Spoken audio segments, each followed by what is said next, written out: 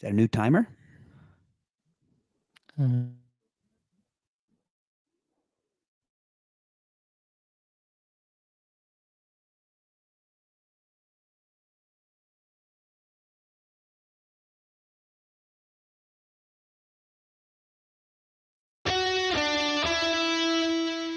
Welcome to the Play It By Ear podcast.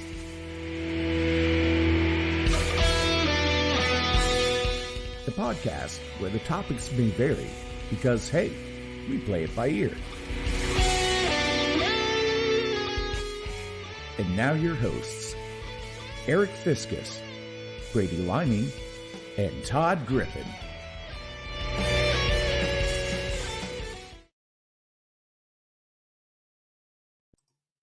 Hold on, let me unmute yous. Todd was talking during the timer. I had to mute yous. Well, darn it. How am I supposed to know?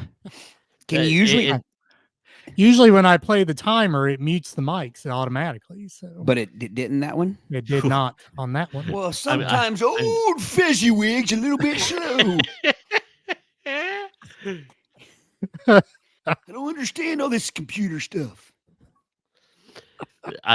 I'm thankful to know that sometimes it does unmute because sometimes some of our during timer conversations probably shouldn't go out live.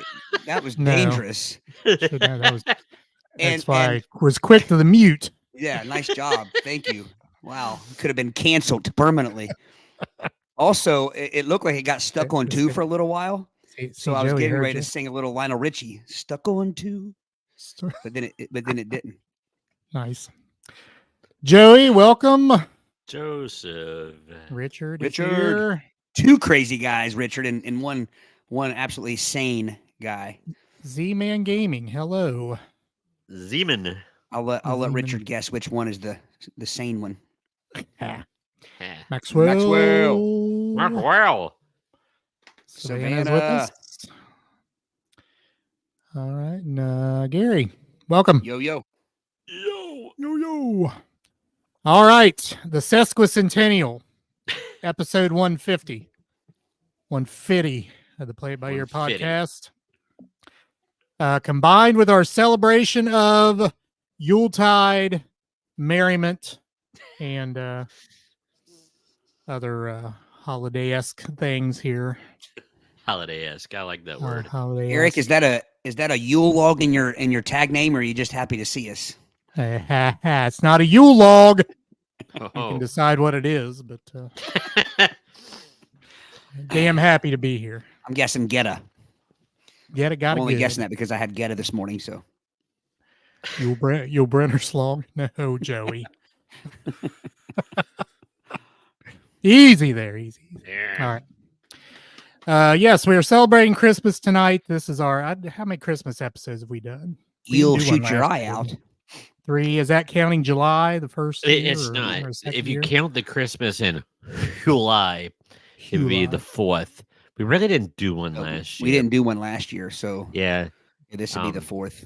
It should be the 5th, but I don't know what was going on last year. If you look at the dates last year, I think we had a few weeks off during the Christmas time. San Diego. That kind of messed with the recording. Yeah, I don't think schedules worked out there to be real near the holidays. So yeah. All right, we got 16 people in the room. Yeah, nice. Maybe we should move to Monday night. I don't know, a lot of people. Check in if you haven't already. If you don't want to, that's all right too. Just loom there in the background. One other thing. Hold on. I don't think I've done it yet here. Hold on. So Instagrams is a outlet that we can now use for our show. But good luck. It's problematic. Yes. You got to go do got to go live after you do I don't know. It's just awkward. It's awkward. I still can't figure it out here. I got to hit go live on Instagram for it to go live. It doesn't go live on its own like it does on the other outlets. So I don't know. I may have just created a show with nothing on it. I'll mess with it when you all start talking. Hopefully it wasn't a show with us backstage talking before the show started. Thankfully, no. Thankfully, no. Not that we would ever. That would be boring. We're the same. We're the same backstage as we are. Yeah, that's pretty much true. Pretty much true. All right, 18 people in the room now. So nice. Yes, love the crowd. Joey, Aric, look out your window. Look out my window. There's going to be a lot of Yule jokes, I can tell. You missed mine, Joey. I said you'll shoot your eye out. Yule.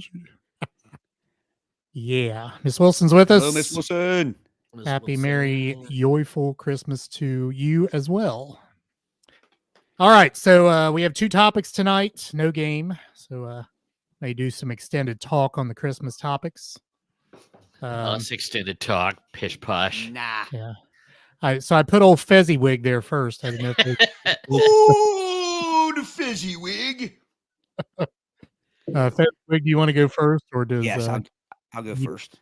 Okay. It's a bracket, so I know they can brackets can get a little long. So yeah, long in the toot. Long in the. All right, are we ready? We're ready. All right. So, in our first, I'm deciding whether I want to look at yours or mine. I think I'm going to zoom in on mine and look at it, and then I feel good knowing that you have it up there as well. So, our first matchup, we have the number 1 seed, Oh Holy Night. So did we explain the bracket here first? Oh, sorry. We did not. I got excited. Our bracket, for those of you listening at home, Aric has it pulled up on the screen, but it is very, very simple. Just best Christmas song. So we're going to do, how many teams do we have here? How many teams? How many songs do we have? 30, it looks like. 30 songs, head to head. Make sure you guys vote as well, right, Aric? That's what we want them to do. Yes, absolutely. Yeah. We encourage the audience to participate. So as we are just voters. We are 3 voters. Yes, we are but 3 votes. Your votes count as much as ours do. Yeah. So first matchup, the number 1 seed versus the number 32 teams. I apologize. Versus the 16 seed. So number 1, Oh Holy Night versus number 16, Hark the Herald Angels Sing. Probably a month or 2 ago, and listen to some I of it. still think they missed the boat there. It should have been Anderson, Bruford, Wakeman, comma, and how with an exclamation point. All right. So Joey said it froze for him, and it asked if anyone did permanently, Joey, or okay, it's back, he says. All right. So again, our first matchup is Oh Holy Night versus Hark the Herald Angels Sing. So apparently we froze on them, guys. Hark the Herald Angels Sing seems like it's underseeded. I think so too. As a 16, I think it would be higher than that. I prefer Oh Holy Night myself, but I will say it was lots of fun. My teacher, Aric and I's teacher in 1st and 6th grade was Miss Harrell, and we always had fun saying "Hark, Miss Harrell's Angels Sing." Indeed. But yeah, so I anyway. gotta go. Go ahead. Sorry, Brady. I thought no, it's okay. Got me. I'm gonna be the contrarian. I'm gonna say Hark. There's just something about Hark. It's always at the end of like a program. It's it's always the end of like a choir concert or something. It's the big, everybody stands up and sings, and it's more joyful. It's more, again, people are singing it. It's one you can kind of sing and blend in and not be a very good singer, just jump in and have fun with it. So I'm going Hark. Hark it is. So Brady says, "Oh Holy Night." Is that what you said, Brady? I did. I'm going to lean ever so slightly. Oh Holy Night. All right. So 2-1 amongst the hosts for Oh Holy Night. Savannah says, "Oh Holy Night." Celia says, "Oh Holy Night." Nikki, welcome, Nikki. She says, "Oh Holy Night." Hello, Nikki. Should I be writing down hash marks here or something? Probably, yeah, because I so do both. Hang on. So Holy Night. Let's everybody venture over to Facebook. Is anyone listening on? Can you tell that, Aric? Actually, I can. Okay. Is anyone? We have 5. We have 5 listeners on YouTube. Okay. Celia says it's not frozen for her, and I know she's watching on Facebook. So Yeah, I back now. think those of you that are back, we've discovered that this is a YouTube issue, so we're passing the blame to them. And it's working fine on Facebook. So if everybody can venture over to Yeah. Facebook, So Gary Navigate says YouTube over to froze the- on the TV, fine on the Facebook phone. So yeah. Yeah. maybe So maybe hit Facebook. where we are right now is we have a 5-5 tie in the Oh, first matchup of Ooh. "Oh Holy Night" versus "Hark the Herald Angels Sing." All right. Next vote. Next vote's next a vote does tiebreaker. it. Whoever hasn't voted, Hark the Herald Angels Sing at the 16 seed or Old Holy Boy. Night as the 1 seed. And just a little, we have a Hark. Kenny. The sixth is there upset? It is an upset. It could be. well, Wait a but minute. then- Wait a minute. Are we getting a flurry of votes here? Yeah, but it's still Hark. Howard, Holy. Yep. Hark. Should we You call hate it? We got me? Hi. So I think we call it Hark. Hark. I think we what do. an upset What an right upset. off the bat. So I'm going to biggest go ahead and upset ever. say I'm going to give Hark the advantage here because basically any Christmas song that Michael Bolton did probably lost a step. Did So- my explanation? I mean, I was trying. "Oh Holy Night's" a prettier song. It's a more heartfelt song. Indeed, Celia. Fall on your knees.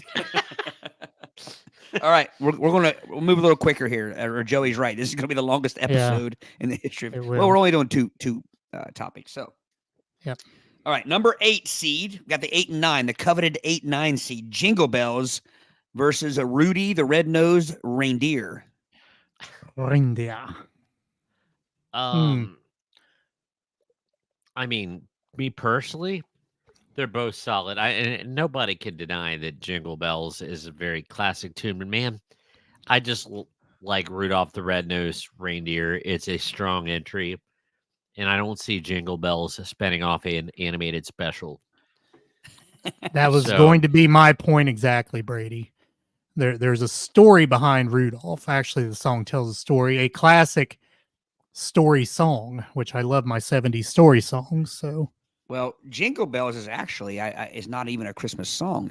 It was not even a Christmas song to begin with. I don't believe.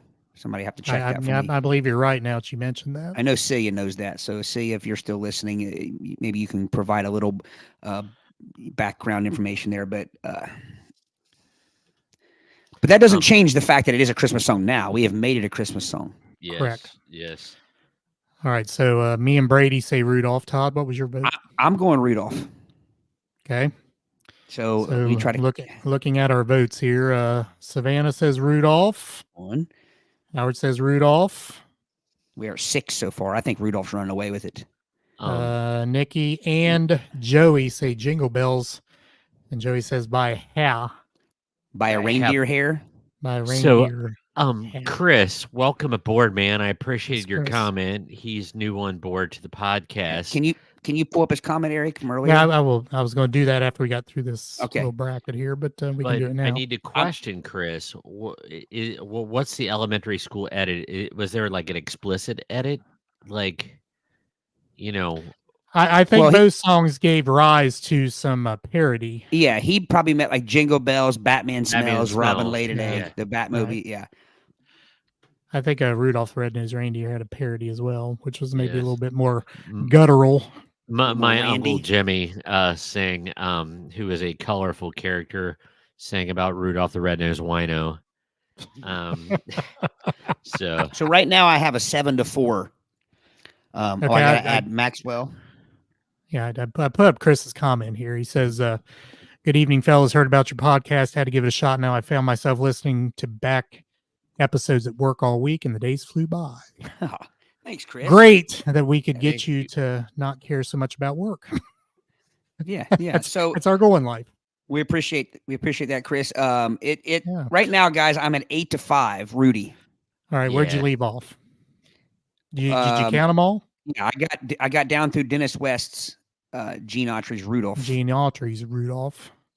So are we calling it Rudolph? So I think believe we're Rudolph, calling it it can be Rudolph. called for the All right. reindeer. I love Super 70 Sports. His comment about Rudolph should have said, You know what, Santa? I got a long way. I've reached into my bag of cares and I have found none. He didn't say cares though. He didn't say cares though. He hate me 85 voted Jingle Bells, but that's not enough to put it over. Yeah. So we are calling this one for Rudy the red-nosed, the red-snozzed reindeer. Would you change that to Rudy? There we go. Next up, we have a number 5 versus 12. Number 5, Let It Snow. Number 12, Have Yourself a Merry Little Christmas. Now, this is where I get to opine. Have Yourself a Merry Little Christmas. The John Denver and the Muppets version is my all-time favorite Christmas song. That John Denver's full of shit, man. Well, good thing he really didn't sing much of it. Rolf, the piano in tuned canine, is the one that sang most of it. So, but that was always one of my favorites. Rolf was a pretty soulful pianist, wasn't he? He was. Yes, he was. He got the ears flopping, the shaggy head bouncing. Yep. I would go with Have Yourself as well. This one's easy for me. Have Yourself. Yeah, Have Yourself. It can't be understated. The old, the weather outside is weather. Whatever movie that was. I'm going. Okay, so far, Aric, you voted. This is running away. I'm not even sure what I have to count here. Yeah. Let It Snow's gotten no vote. Well, Gary, there we go. He hate me 85. I agree. He hate me 85. This is a stacked part of the bracket here. Yes, it is. Ooh. Beastie Boys, like they had that Let It Snow, let yourself go. I think Let It Snow, or I'm sorry, Have Yourself. Have Yourself. Yep, I think that's good. Have yourself a merry little titmouse. All right, I gotta pull mine back up here because I can't see. Say what? I don't know why a titmouse came to my head there. Titmouse. It's my favorite bird. Next up, we have a 4 and a 13. We have the Christmas song, otherwise known as Chestnuts Roasting. And versus 13, 12 Days of Christmas. Oh. I loathe the 12 Days of Christmas. Yes. So this one's easy for me. Chestnuts, that old chestnut wins it all.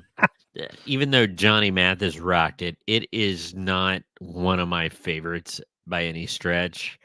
It's a classic, but it's kind of schmaltzy. But it by far and away beats 12 Days of Christmas, which, blech. Well, not only that, but who the hell wants that many birds? You know what I mean? Like only a bird lover would enjoy those 12 Days of Christmas. An ornithologist with a Christmas bent. Well, see, that's what Howard says. Who's going to clean up all the bird crap? You got to go with chestnuts. Well, you got to, after that cows run dry, get those maids of milk and scraping up the bird poop. Well, all right. So this one ran away with it big time.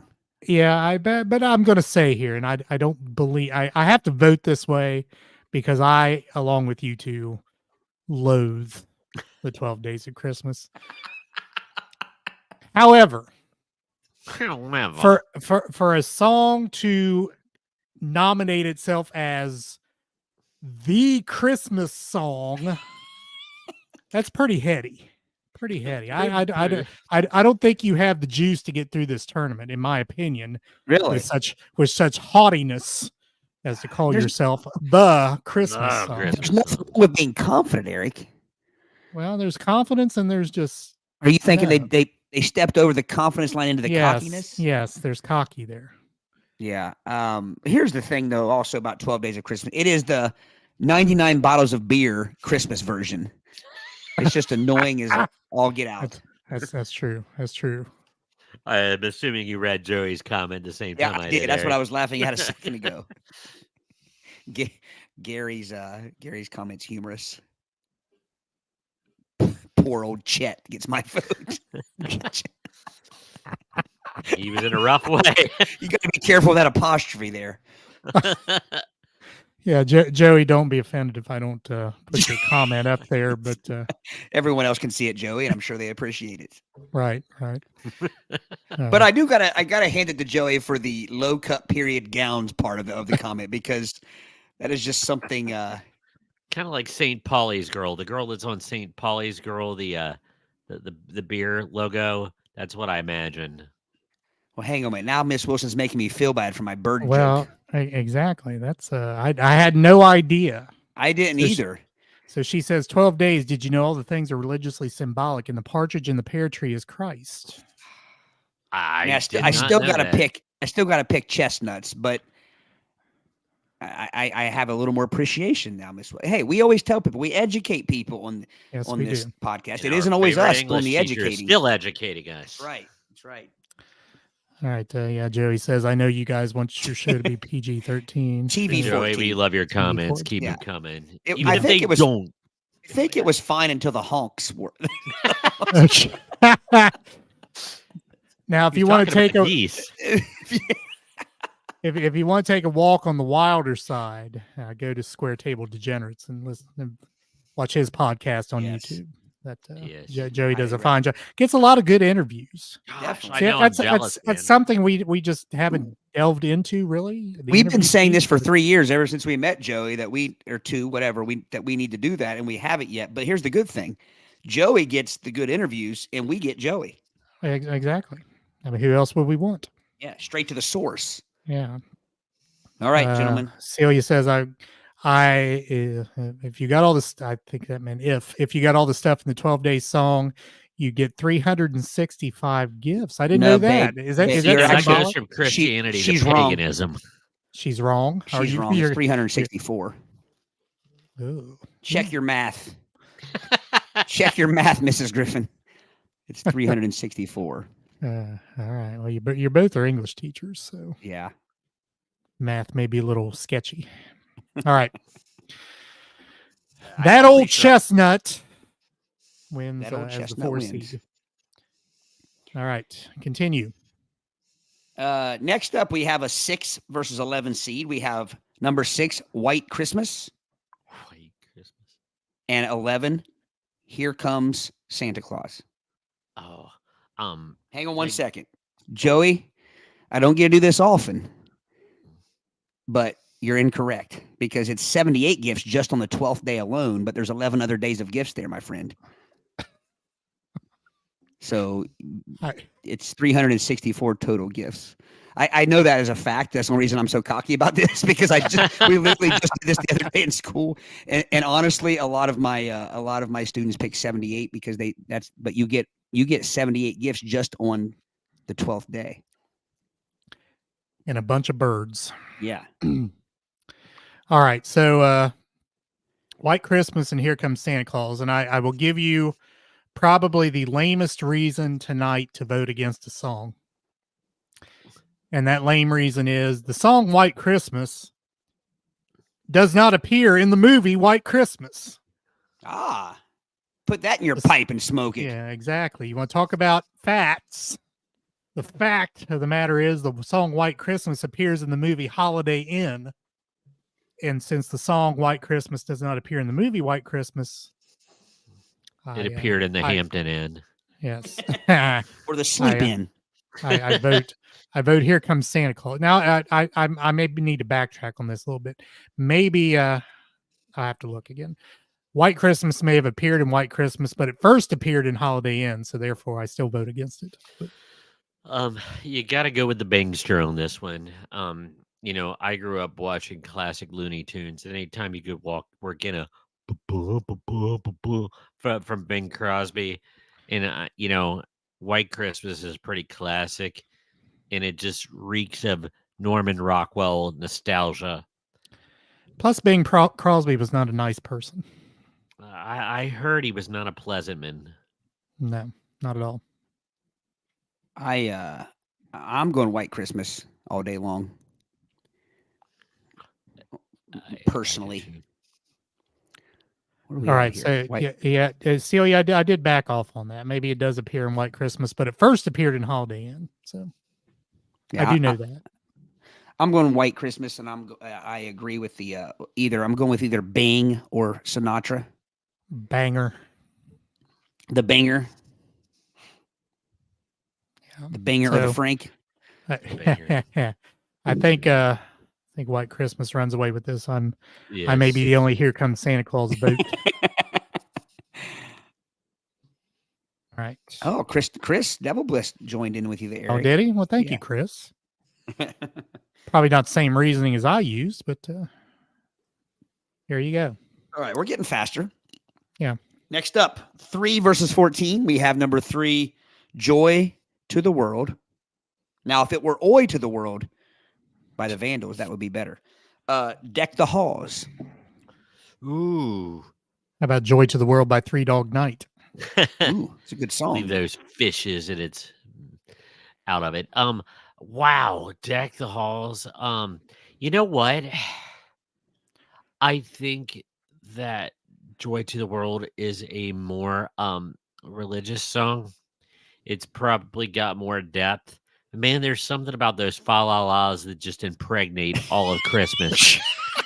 And I think Interesting choice of words there, Brady. it's a. Do you know what? I feel so stupid because I meant to say ingrained and impregnate.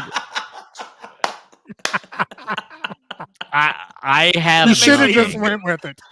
Should have just went with it. I should have just said, "Hey, I'm taking a unique choice here," but I just became tongue tied. I hope everybody caught that. That's hilarious. It's hilarity.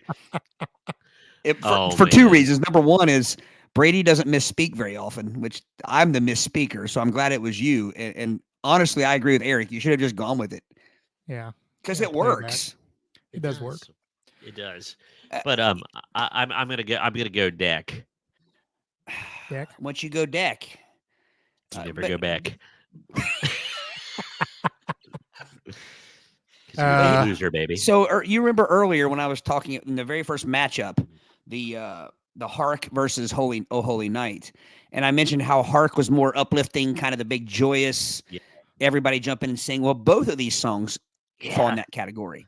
Joy to the World is another one that's a lot of times a show closer. End of a choir concert, but also Deck the Halls is a nice sing along. I agree with what Joey said. Also, he's referring to the Christmas Story when they go out on Christmas and eat at the Chinese restaurant.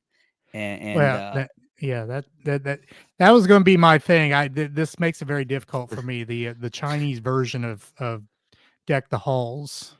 Yeah, really. Yeah. But Joy to the World is a powerful song. It is. I'm going Joy to the World. I will as well. Do you need me to tally it up?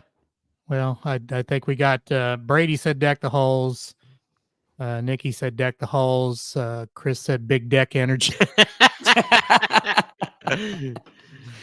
The rest were Joy to the World. So I believe we can safely call that Joy. Joy ran away with. But I have no problem with that because they're both excellent tunes. I just think the Fa La La is, even if English is your second language, you could still Fa La La. All right. Next up, we have 7 and 10, gentlemen. Number 7, Winter Wonderland. You got to appreciate the alliteration. Walking in a winter wonderland. Or we have Knick Knack Paddywhack. I still got the biggest nutcracker. 7 versus 10. 7. Yeah, Winter Wonderland versus the Nutcracker. Okay. I cannot vote for the Nutcracker. No. Because that ballet is just so awful. This was talked about in one of our previous. No offense to anyone in the audience, but I'm laughing at we don't want to sound like unwashed heathens and Visigoths. I think was my quote the last time. But we're not barbarians here. But man, I was just so disappointed in the Nutcracker when I was a kid. I was expecting something great, and I just was fighting off sleep and wondering if I had accidentally ingested shrooms when I had my Wendy's hamburger on the way in to Cincinnati because I'm seeing a Mouse King and all this kind of stuff. I'm like, nah, I'll So pass. so there's two things here. Number one, if it's the Trans-Siberian Orchestra Nutcracker, that changes things because that's pretty Well, badass. That true. is, But you yeah. got to go with this is the classic. These are the classic versions of Yeah. these. And so there's two things. First off, I'm cracking up at Howard's He says, the nut. Winter Wonderland because Nutbuster has no lyrics.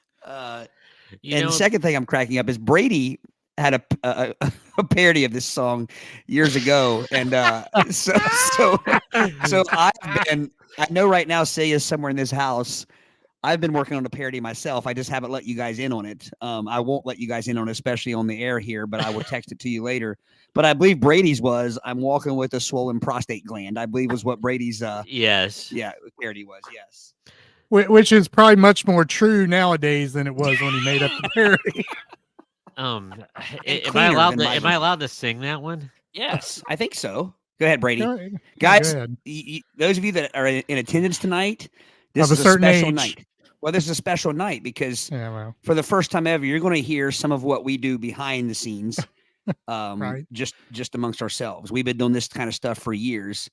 You say you referenced my parody there. I was singing my parody the other day, and she's been singing ever since, so I take that as a compliment. But Brady, go ahead and sing yours because I can't sing mine on here. Hurts so bad, feels like prison. Really burns when you're whizzing.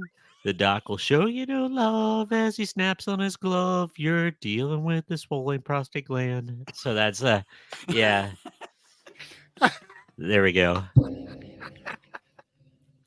Oh, classic.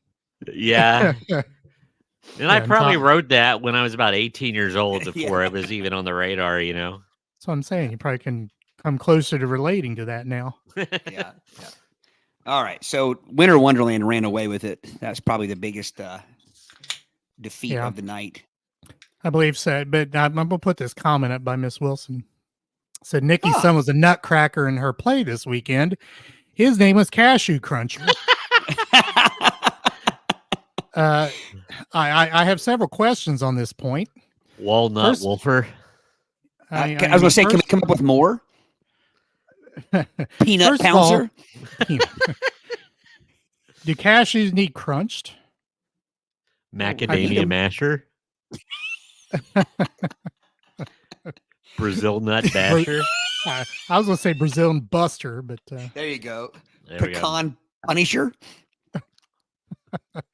I think if you try to crunch a cashew, it would turn into dust. They're pretty soft nuts anyway.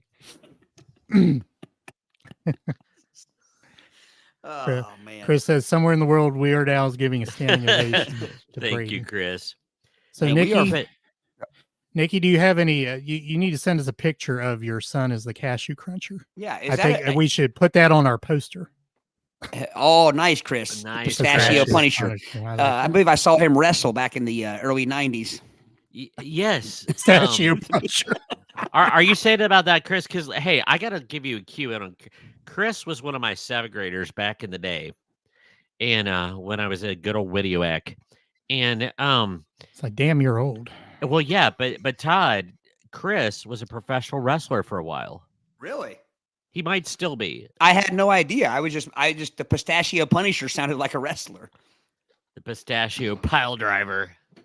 But anyway, continue on. All right, Winter Wonderland. Are there any? I was trying to. Did we miss any nuts? There you go, Gary. The Walnut Walloper.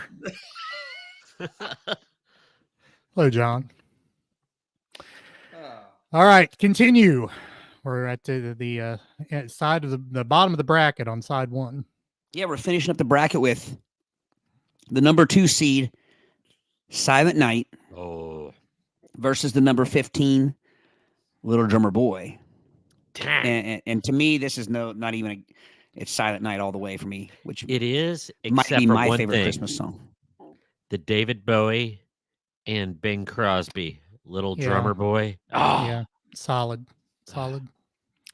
And I think Little Drummer Boy is low seated here. I have to go with Silent Night. I mean, that's classic stuff. Yeah.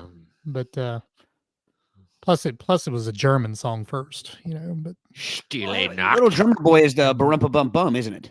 yes, it is. Yeah, Are you reconsidering your vote? Well, I forgot for a second there.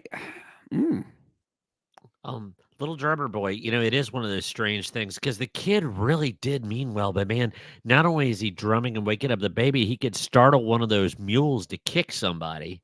Yeah. Or one of those milk cows, the maids have got cleared from. What was the cow's name? Milky, the Marvelous Milking Cow. Milky, the Marvelous Milking Cow. Episode 149. I'm changing my vote. I'd forgotten that song for whatever reason that escaped me, and I love Silent Night so much that I thought it has, but I'm going to change my vote with the Little Drummer Boy. Oh, hey Chris, while we're still mentioning, I am wearing my Ric Flair ugly Christmas sweater. So nothing ugly about that, Brady. That's just a Ric Flair Christmas sweater. Christmas sweater. Christmas sweater. It's gonna be close. I think Silent Night may take it here, but yeah, very close. It is very close. And I was torn. I really was. I mean, Little Drummer Boy's a good song. Yeah, but I don't remember. I don't remember Drummer Boys in the classic story of the birth of Jesus. So that was a insert.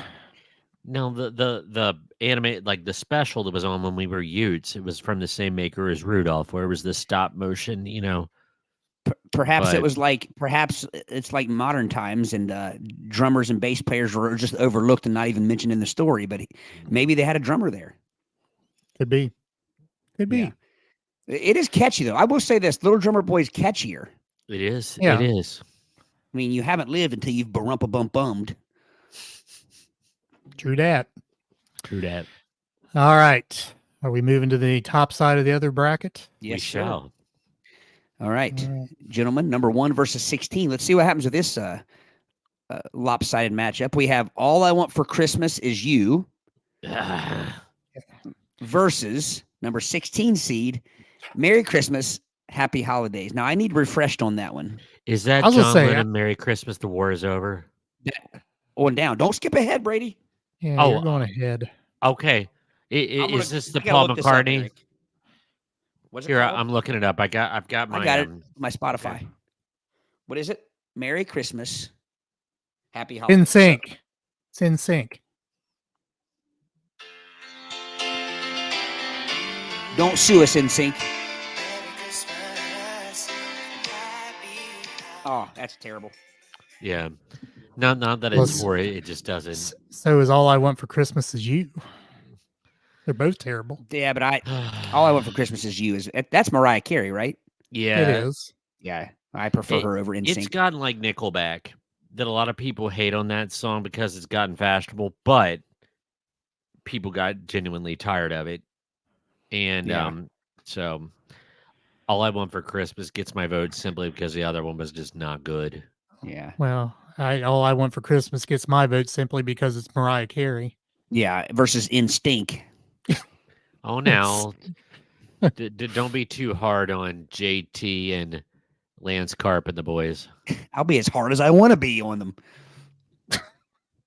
No, I'm just not a fan of the song. I like some of the Capital. songs. What? Never mind. There's a better time for that, Aric. I'm sure. Yeah, it needs to be silent. Steve knocked. Let me see.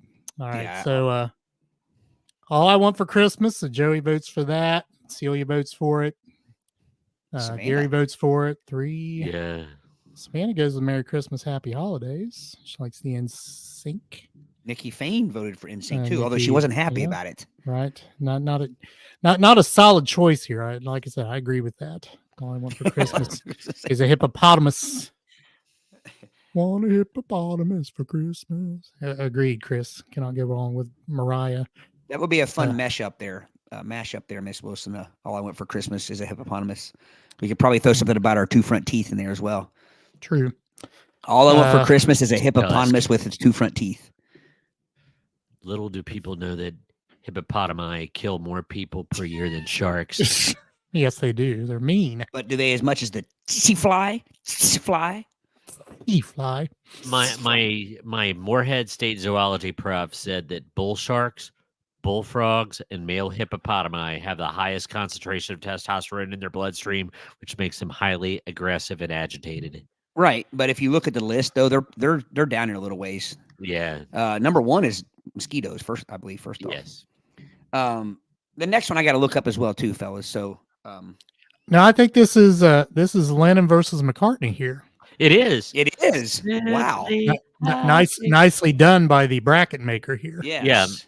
Yeah. The 8-9 seed is Wonderful Christmas Time. One word. Christmas Time. Yes. Versus Happy Xmas. War is Over. I'm strongly on Team McCartney on this one. Now this is going to cause a family battle because my sister hates that song. It's good. Here goes another copyright violation by Warner Brothers. Don't sue us, Paul McCartney. Yeah, they just shut down our video on Facebook. Did they? They did. Did they really? A couple episodes back, yeah. Oh, I thought you meant in real time. That's terrible. It is terrible, but it's better than the alternative. Well, I'm not a John Lennon fan, first off. Yeah, I agree. I say he's an asshole. Wonderful Christmas Time. I go with that one. I'm not a John Lennon fan. I sort of very much dislike him, but I still think Happy Christmas, War is Over. I think a better song. I agree with Gary. Actually, Gary, less annoying. They're both annoying, but that's less annoying to me. I totally see what you're saying there. Can all I want get a bye to the next round? I think we can probably say that, even though I don't care much for it either. But all right, so where are we? Brady, you said Wonderful Christmas Time, as did I. Todd said Happy Christmas. I'm going Maka. So did Miss Wilson, and so did Gary. I think it's a tie. No, Savannah said Wonderful Christmas Time, so it's 3-3. That's what I'm saying. It's a tie. Yeah. Nikki Faye picks Xmas. Yeah. Any more votes? Xmas up by one. Going twice. And sold to Paul McCartney. Sold to John Lennon. Oh, John Lennon. Dennis. We need one more. We need a tiebreaker. Yeah. Need a tiebreaker. Do it. Celia, vote. Yeah, where are you, Celia? Now vote.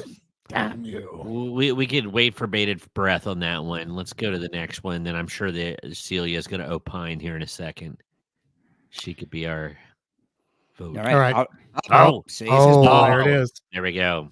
Wonderful Christmas Time. I don't like it either. I held my nose and voted. It. All right. Well, that one's not lasting past the second round. No.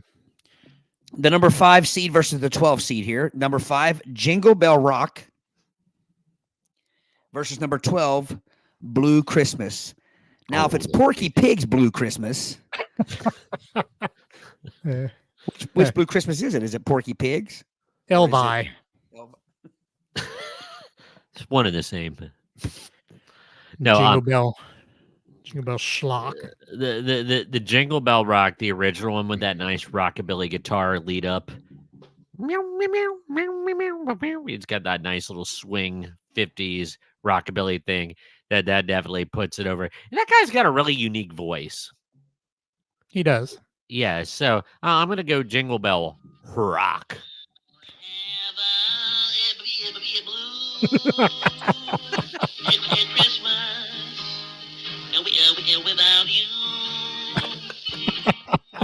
Wow.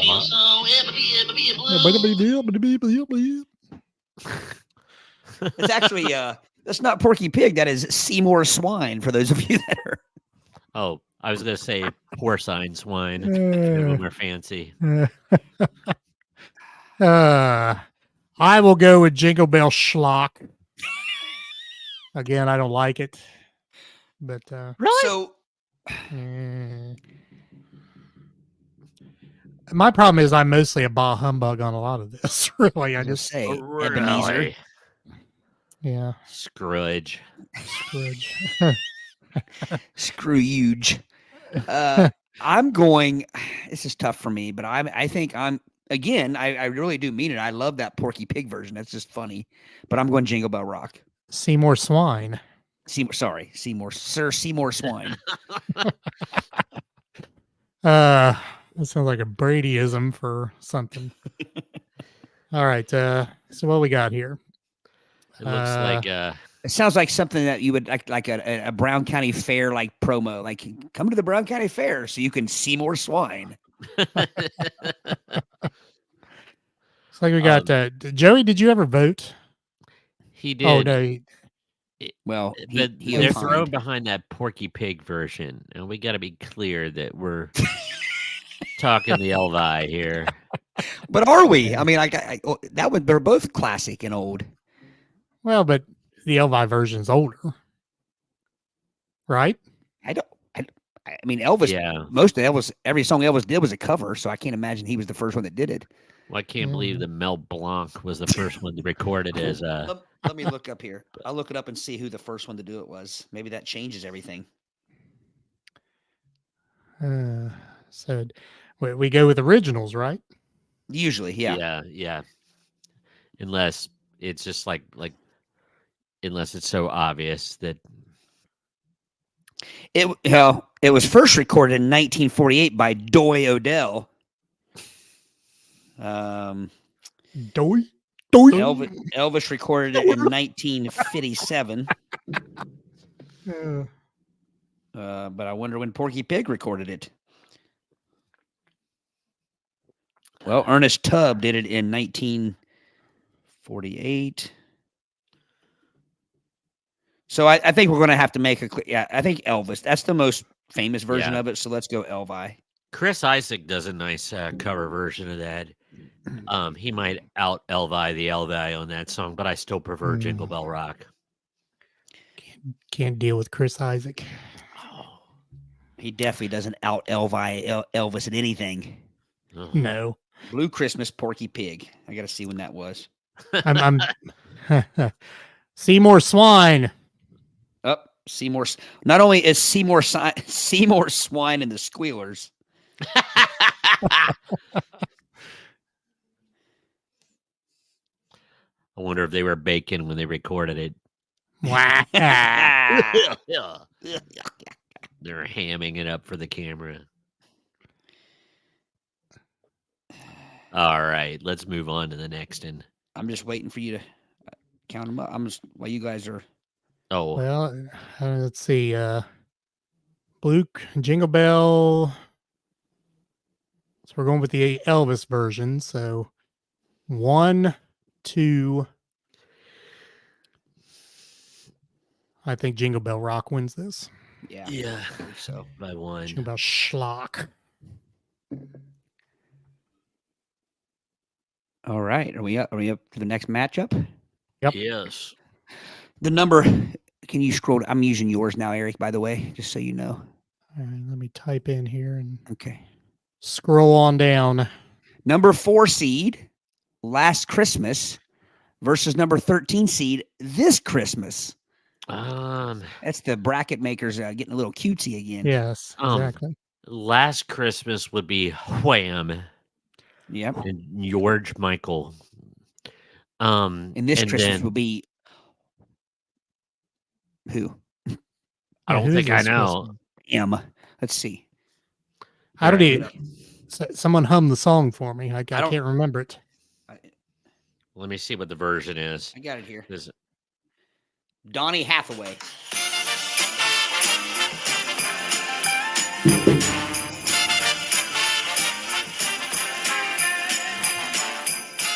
Get there already.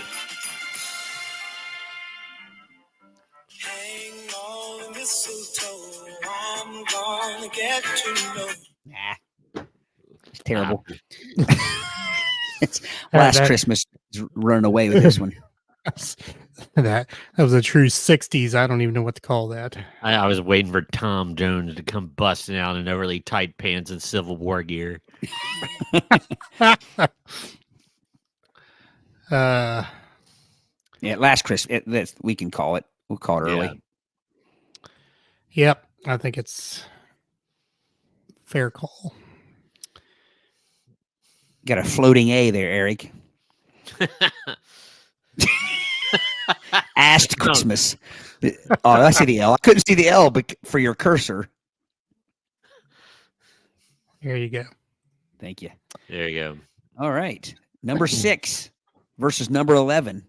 Number 6, the most wonderful time of the year versus 11, which is always interesting when a song title is a question. Do you hear what I hear? Do you hear what I hear versus the most wonderful time of the year? It's the most wonderful time. Dun, dun, dun, dun, dun. Do you hear what I hear? Because the most wonderful time of the year annoys me so much. I'm a sucker for "Do You Hear What I Hear." To me, that goes right up there with the Little Drummer Boy as far as just the classiness of it. I'm totally with you on that, Todd. I was going to say the same thing. And I always thought it was cool when the lambs start talking. Plus, you can go with all your senses. You can just make parodies. Do you smell what I smell? Do you see what I see? Do you feel what I feel? Which I believe Peter Frampton. Yeah. Indeed. It looks like "Do You Hear What I Hear" is kind of running away with this too. Yeah. I think we can safely call it for "Do You Hear?" I think so, yes. That'd be an interesting movie in the "Do You Hear What I Hear" if there was an adaptation where said the shepherd boy to the little lamb of the lamb, "Do you hear what I hear?" And the lamb goes, "Yeah, I do hear that, man." And watch everybody freak out. Sorry. Or random Todd. Or the lamb just did what a lamb does. Yeah. Bah. That was a bad joke. Number 3 versus number 14. Number 3, Santa Sheer Baby. Luck. Santa Baby versus number 14, A Holly and a Jolly Christmas. I'm going to go with Burl Ives and Holly Jolly Christmas because, man, Madonna annoys me on that. Is she and the baby? In that Betty Boop voice. Let me stop you there for a second, though. We're going originals. Why would you pick the Madonna one? Well, that's the only one I know. Really? Yeah. It was on 1986 as a very special Christmas that had cover songs on it. And I believe the original is kind of the same way. And she just hammed it up even more. And I just never cared for it. You're probably going to get an ear lashing from Celia here because I believe Eartha Kitt was the original. Eartha Kitt was the original. And I will say that Merriweather.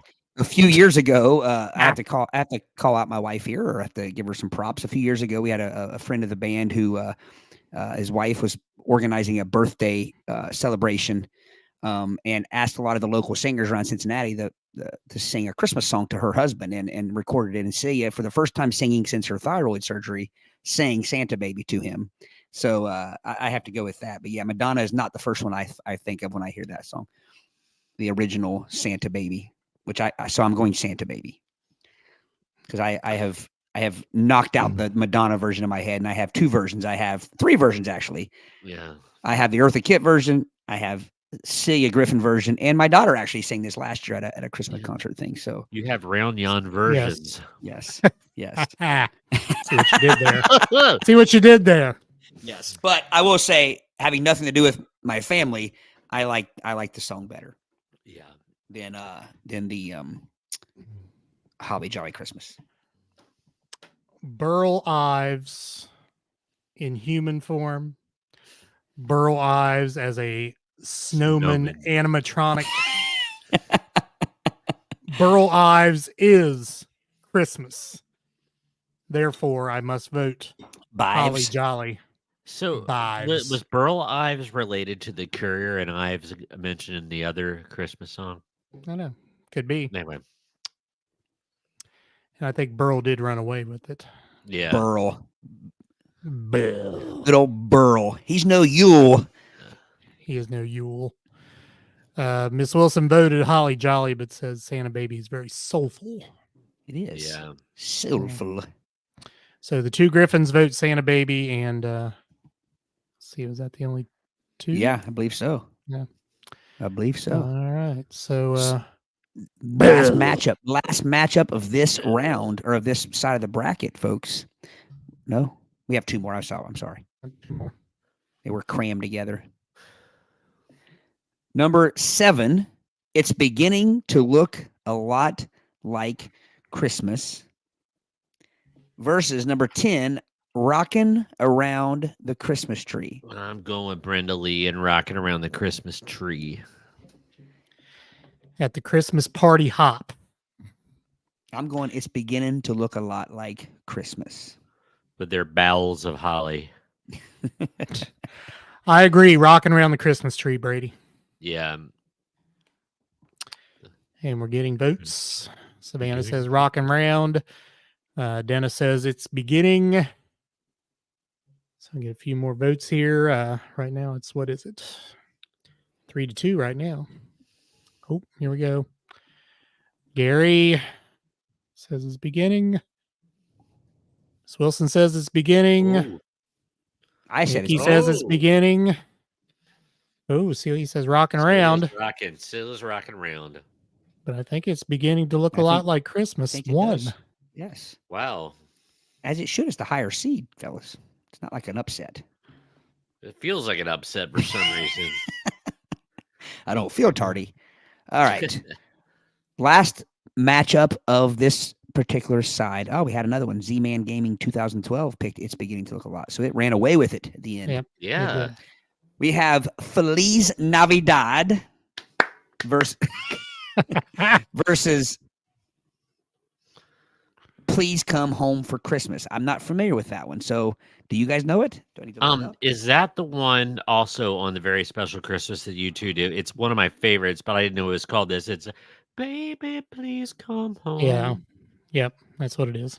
That's one of my all-time favorite Christmas songs, but I love Jose Feliciano's Feliz Navidad because I'm a sucker for Latin hooks in song.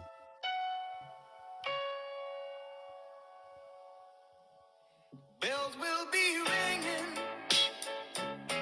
This sad, sad news. By the way, this is the Oh, wait a minute. Oh. That's It's a fantastic version. Yeah. that's Don Henley. Don Henley. It's Don's Henley. Yeah. Don's Henley. I'm going Feliz Navidad because I actually love Please Come Home for Christmas. I didn't realize that was what that song was. But I go back to my original, like Feliz Navidad is that. I mean, I remember singing that when I was a kid. Like, I had no idea. I couldn't pronounce. I still can't pronounce it right, but but still singing it. It's catchy. It takes over. It's different. It doesn't hit like the other ones, you know? Right. Yeah. So. Well, especially because you're like, what are they saying? What are they saying? Yeah. Oh, that's what they're saying. Right. They want to wish me a Merry Christmas. They're talking to me. Not only that, it's in second person point of view. True. I like that. Yeah. I agree. Feliz Navidad. And I think total shutout of Please Come Home for Christmas. Well, we had one.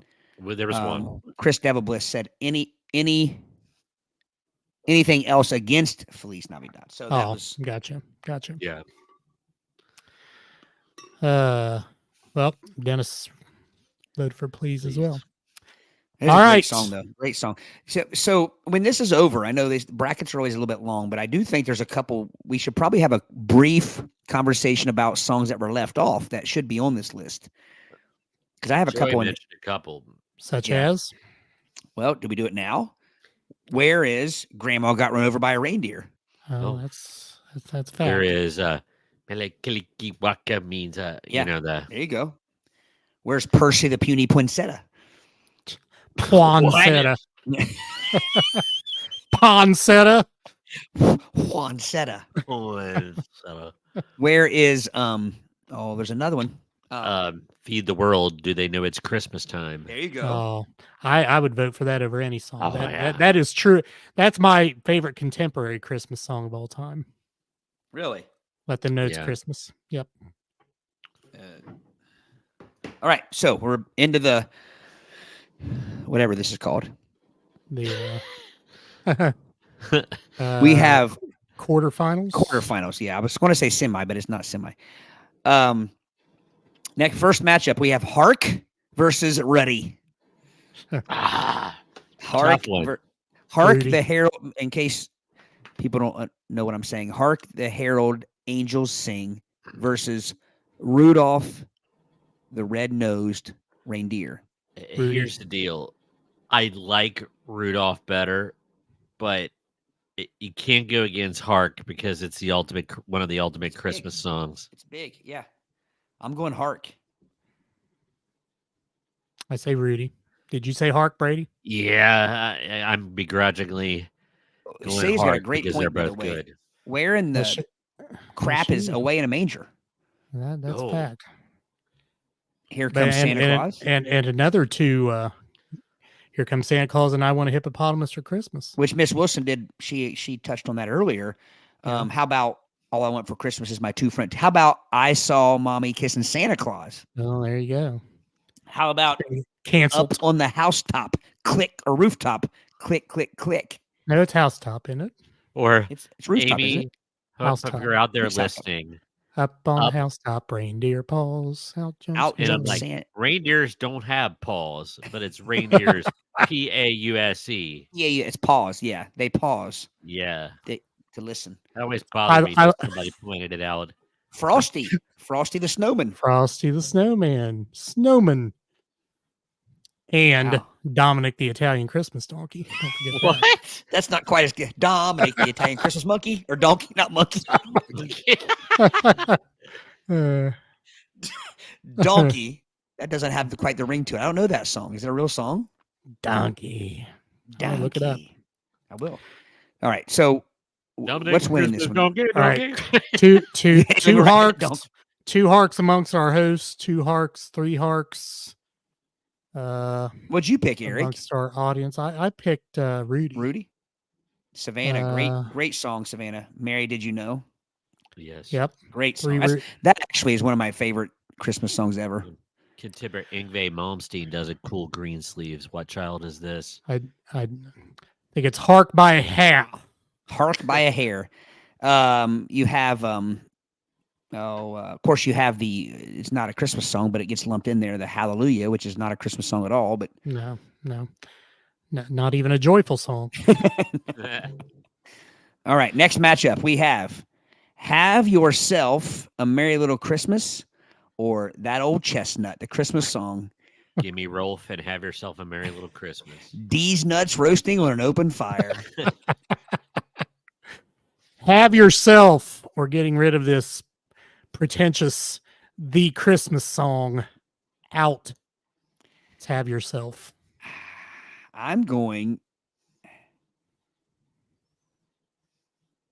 Have Yourself. Yep. And I believe Have Yourself. There we go. It's 3 amongst us. 2, 3, 4. So 6-0, 7-0. Like we can safely say Have Yourself. Moves on. Man. Other side. Yeah. All right. Oh, we got more. So White Christmas versus Joy to the World. I'm going to go Yoy. Joy. Definitely. I'm gonna break it. I'm gonna go White Christmas. White. I both solid tunes.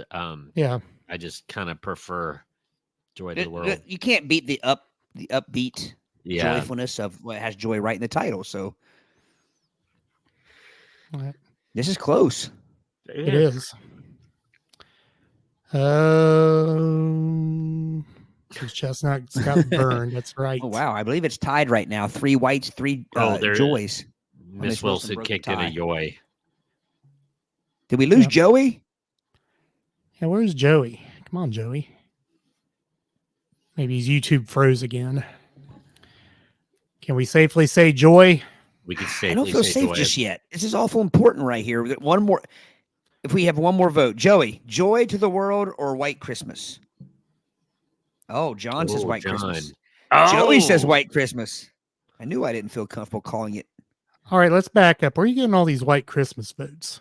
You voted white Christmas. Yep. Dennis. Joey voted it. John voted. Nikki. Nikki voted it. John and Joey. Z-Man. Z-Man. Nikki Fain. Dennis West.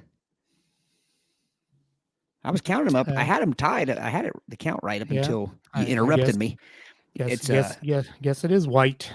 It is. White Christmas. Did you get Gary's joy at the end? Yeah, but I don't know. I lost count. I don't think it made a difference. Okay. All right. Next up. Just realized what you typed in there. Winter Wonderland versus, how do you pronounce that, Aric? Stille Nacht. Stille Nacht. Actually, I spelled it wrong. Nacht should be knocked, right? There. Yeah, Stille There. Nacht. Winter Wonderland versus Stille Nacht, a.k.a. Silent Night. Oh. Silent Night beat Little Drummer Boy? I thought Little Drummer Boy won that. Darn. You didn't even know what Little Drummer Boy was. I know, but remember I changed my vote after we. Oh, man, this is tough. I know that Silent Night should win, but I think I prefer. But Winter Wonder. I don't know. I can't in good conscience vote against Silent Night. I can't either. I'll get dragged off to Hades by Krampus if I vote for Winter Wonderland. Winter Wonderland is a winter song. It's not a Christmas song. Correct. So therefore, I vote against it. Stille Nacht. My brother-in-law could sing it in German too. So seriously, Aric, is that really why you're voting Silent Night, or do you? Yes, it's not a Christmas song. But which one do you like better? Silent Night. That's not that. Okay, let's scroll to the top of this thing here. Best Christmas song. It's not a Christmas song. But if it's been made into a Christmas song, if it's on this list, it's a Christmas song. Well, there are some perfectly great actual Christmas songs left off this list. Not on this list. Oh, I agree. We are at the mercy of whoever created this bracket. Yeah, which I just totally disagree with. If I didn't loathe the Nutcracker so much, I would have voted for it. But this is not a Christmas song. Stille Nacht. I'm voting Silent Night just because it's just classic. It's classic. Yeah. I don't buy into the Winter Wonderland isn't a Christmas song in the sense for this bracket, but I like Silent Night better. That's why I'm voting Silent Night. Yeah. Because if you remember right, I said at first Silent Night was one of my favorites, and then I remembered what Little Drummer Boy was, and I changed my vote. So I can't vote against Silent Night now. Silent Jogget. Jock. Silent Jock. Silent Jock. Sorry, Sadie. You're the only one I can make fun of for misspelling words. I think we can say Stille Nacht. Stille Nacht. In the Stille Nacht. Stille Nacht. Stille Nacht. Stille Nacht. All right. All right. Where you at? In the root canal matchup. I see a floating A. All right. All I Want for Christmas is You versus Wonderful Christmas Time. That's easy for me. I'm going All I Want for Christmas. Yeah. That's not a strong. Like I said, that's why I called it the root canal matchup, because both of them are pretty much fall under that. Again, I vote for Mariah Carey because it's Mariah Carey, not because I love that song, because I hate it. Yeah. I hate them both. I don't mind the song, but I just Powell McCartney, just not my cup of tea there. Fairbairn. It's like All I Want Is Running Away. Well, here's One Wonderful Christmas Time by Savannah. Up to Nikki. Oh. Still think All I Want probably is going to win out here. Mm-hmm. All right. Let it be written. Let it be written. So let it be said. So saith the shepherd. Oh, saith the flock. No. Next up, we have Jingles Bell Rock versus Last Christmas. So we have Wham versus that dude. That dude, yeah. I'm gonna go Jingle Bell Rock. I'm going with Wham and Last Christmas.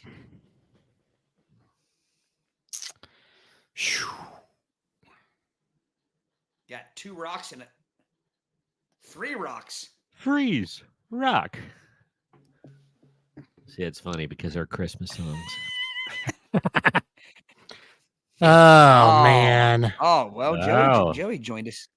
Jingle Bells run away with it. Yep. I say Last Christmas, although I think Jingle Bell. You sure, though? Well, hold on. You and me. And Dennis. And 3, Joey. 4. So 4. Brady said Jingle Bell. 2, Oh, Gary says last. 3, 4. I think Gary was the tiebreaker here. I think so. Yeah. And he has a good reason because it has Christmas in the title. All right. So his reason is good, but my reason sucked. Because I got to give my co-host a little ribbon. All right. Last Christmas, I believe, by a vote. I think it squeaked one by. Nice. Well, although I do love Wham, but he did give somebody his heart. And the very next day, you know what she did with it? Took it away. Took it away. Yeah. This year, I'm going to be saving my tears. That's pretty good criteria, Celia. But I will argue this because I will say we got to read her comment now. My reason is because I know all the words to Jingle Bell Rock and not all the words to Last Christmas. My voting criteria is which song would I find myself singing. Now I'll throw out my argument. So, and Celia will tell you, I am terrible with lyrics. It's a good thing I don't sing because I cannot remember lyrics. But I think it's more about a lyric in the song that stands out. Celia knows lyrics because she sings 40 songs a night and doesn't use an iPad or anything else. She just has a great memory for lyrics. I don't. It's the part that stands out. So it's basically Jingle Bell Rock is all anybody actually knows about in that song versus the words Last Christmas, I Gave You My Heart.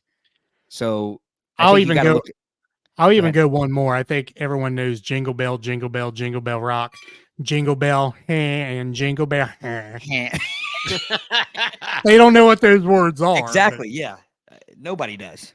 No. But everybody knows Last Christmas, I Gave You My Heart. The very next day. Is it you took it away or gave it away? See, I don't know. I think you took it away. You took it away. Yeah. So that I'm trying to think of that. So Last Christmas, so 365 days ago. Well, actually, it doesn't matter. I mean, it's in the past. He gives someone his heart.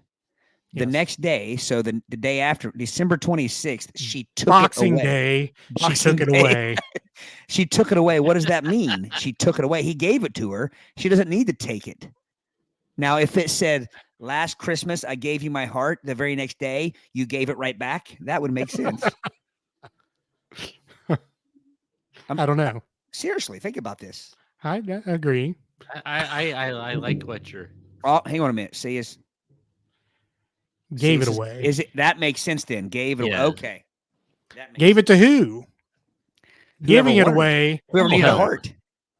But yeah, giving it away insinuates she gave it to someone else, not back to him. I assume she gave it to the Tin Man. I think this is a Wizard of Oz song. Gary says regifting at its worst. Yes. Yeah. It's worse than a fruitcake. Yeah. That's a nice right ventricle there, Bob. Thank you for giving me that. As if it's some white elephant heart. Yes. Like a white elephant gift or whatever that game is called. Is that white elephant? Yeah. White elephant. Yeah. Oh, I thought you were slaughtering the rare white elephant. I was getting ready to be that a euphemism?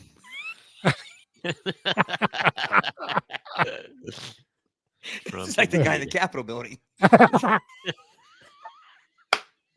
was thinking more sound like some of those recordings we were listening to yesterday. Like something being slaughtered. Oh, goodness. All right. We're going to get canceled. Yes, we are. All right. Moving on. So what won? Last Christmas? Yeah, last Christmas. Yeah. Where are we at, Aric? Do you hear? Okay. So we are at Do You Hear What I Hear versus Holly Jolly Christmas. Here. That's a strong matchup there. Here wins. Yeah, I agree. Burl. And you got to remember that Holly Jolly was an upset. It was a 14 seed versus a 3 seed Santa Baby. Yeah. Burl. I say Burl. You and your Burl. Oh, Joey says both these songs are weak. He says. Wow. Yeah, there's nothing wrong with that. That's a strong opinion. A valid opinion. But again, I go back to I like being included in the song. I like being thought of. I like the second person point of view. You're asking me what I hear. I mean, I tell my students with your hook, if you there's a hook right there, right off the bat. Do I hear? Well, I'm interested. My ears are perked. Yes. Yeah. All right. So I said Burl, as did Celia, Joey, and Nikki, and John. Oh. I think we may Brady, have a tie here. We're getting. What was that? Well, Miss Wilson said here. John says here. Savannah's voting for John, too. Did Savannah vote for herself? I don't know. Is there election fraud going on here? I think John needs to log in. And vote well, I don't himself. mind her counting John's vote as long as she gets a vote, too.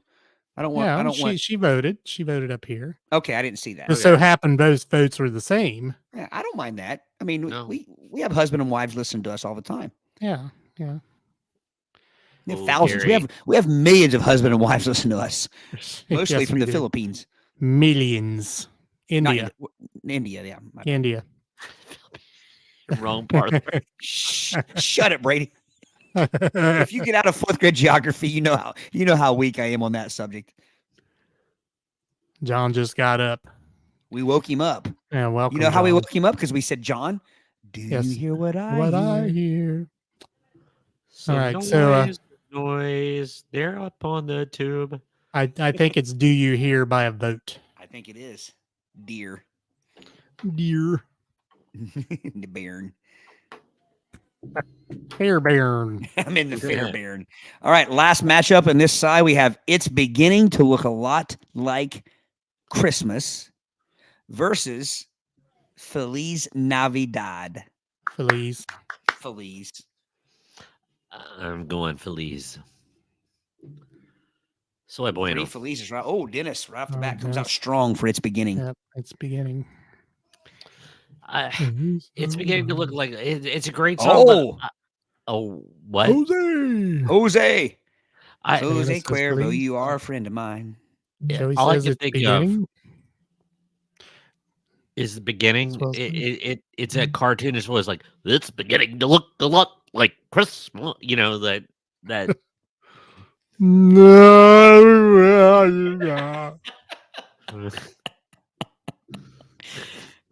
Well, Aric would argue it's not. Aric would argue it's actually not Christmas yet. It's just beginning to look a lot like. It's similar.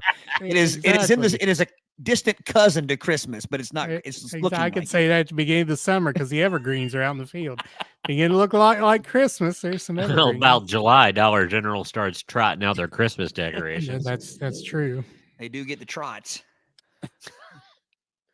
What's winning here?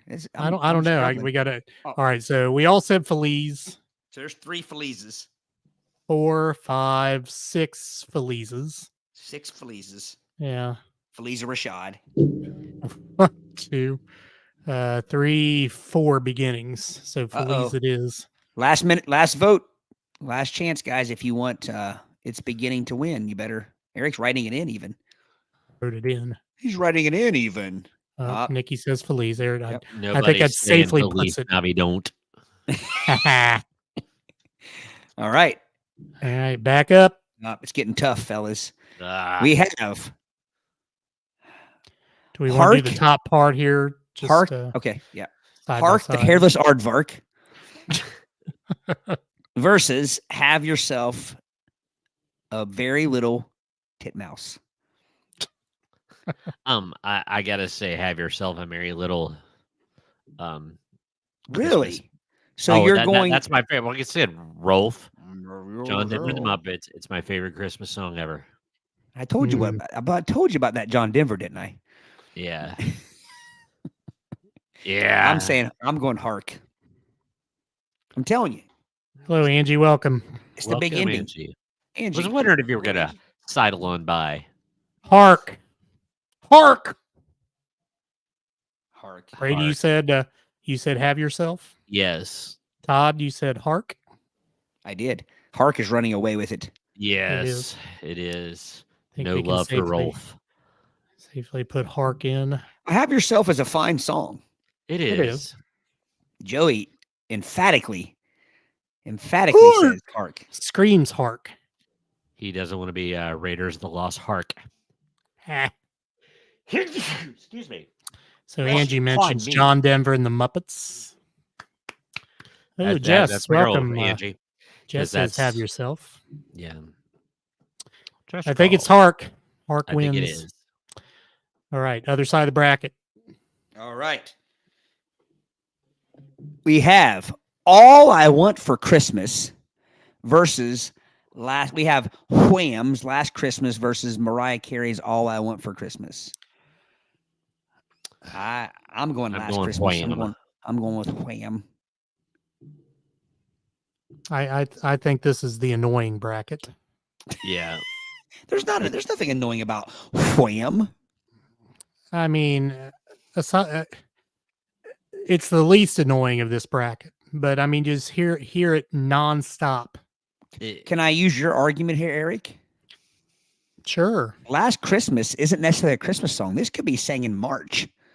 Last Christmas, I gave you my heart. But it does have the word Christmas in the title. True. So if you go, do you go Gary's classification or yours? Well, it has Christmas in the title, therefore it's a Christmas song. But the last part, it could be anytime after the previous Christmas. It could be Boxing Day. But no, then it would be yesterday. I gave you my heart. No, yesterday even would still be Last Christmas. This is a Boxing Day song. This isn't a Christmas song. Last Christmas. It ran away with it. Yeah. Oh, well, see, you picked All I Want. Who else picked All I Want? John and Savannah says Last Christmas. Yeah. I see an All I Want above Savannah there. I need to scroll. As long as they finish it up with Careless Whisper. Angie is appreciative of our soft H when pronouncing wham. Hairless Lisper, is that what you said?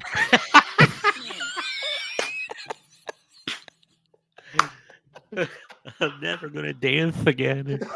Sorry. We're going to get canceled. Oh. You guys. You bring out the worst in me. You made me knock my microphone condom off. But Skinner back, Aric. Come on. Skinner back. I believe Last Christmas one here. I do see a new parody with Hairless Lisper. Jessica. Oh, you're killing me. All right, All the right. bottom. Here All we right, go. we have White Christmas versus, how do I pronounce that again, Aric? I'm not Steely a Nacht. Steely Nacht. Steely Nacht or Silent Night, if you will. If you will. If you will. Dusty Roads. Limousines and Fancy Cars. White Christmas versus Silent Night. This is tough. Silent Night. Yeah. There's no losers in this one. But there has to be an advancer. So I'm going to go Silent Night. I'm going Silent too. Joey goes Stolen Yacht. Oh, Hey. yacht. Think Boat is hot. it's hot. Nice. I see what you did there. I believe we are getting some white Christmas votes here. There are 3 white Christmas votes, but I think Silent Night continues.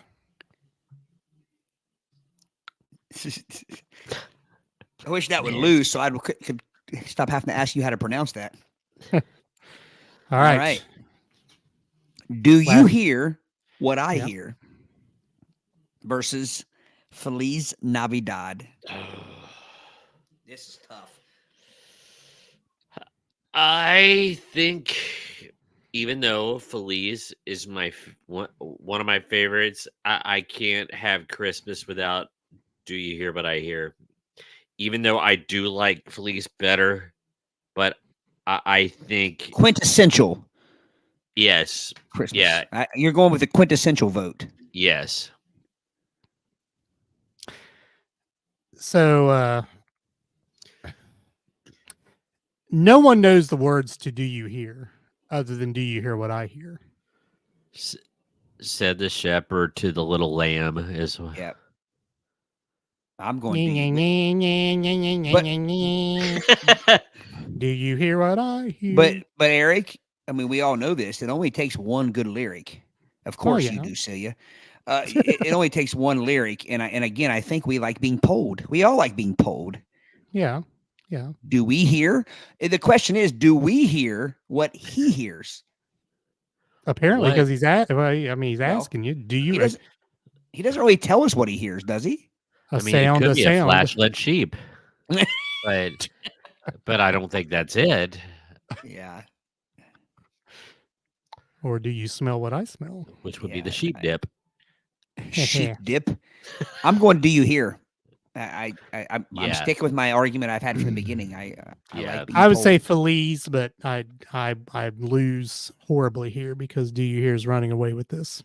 Yeah. Well, if I'm listening to XM and Feliz comes on, I roll with it all the way through. Joey, when Do You Hear What I Hear comes on, I got to be in the mood. I've got to be pensive and reflective. That's a TV 14, Joey. TV 14. Well, I mean, he's technically keeping it TV 14. Well, yeah. Okay, what's Celia saying here?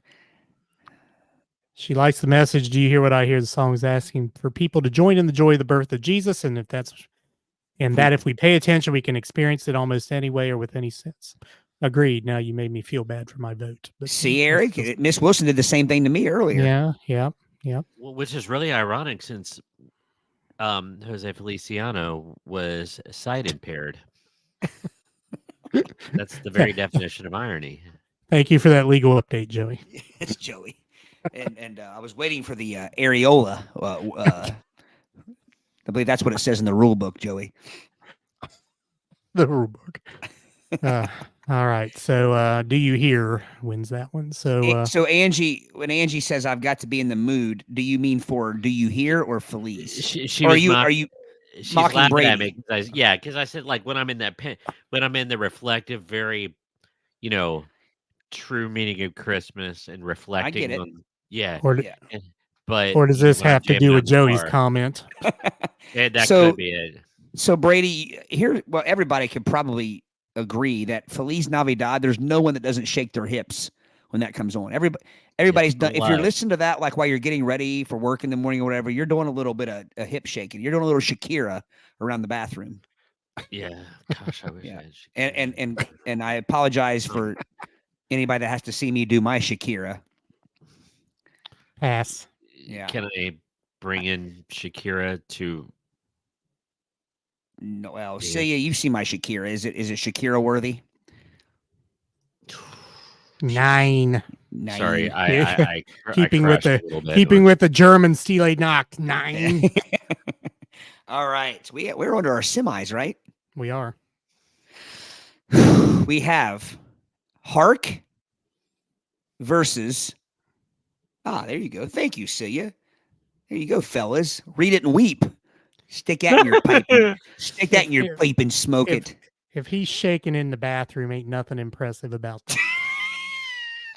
Well, she didn't say I was helicoptering. I mean, I was Shakira. I was just gonna leave it at that, and you went. Oh goodness. All right. I'm going it's Hark versus Silent Night. Yep. And I am going I can't quit Hark. Hark, I can't quit you. I can't quit you, Hark. I've got to go Hark also. Hark, it just Once brings you me go up. While Hark, Silent Night chills me. It chills me out, not like chills me to the bone, but like I'm gonna go Hark. I will go Hark as well because it is a joyful song.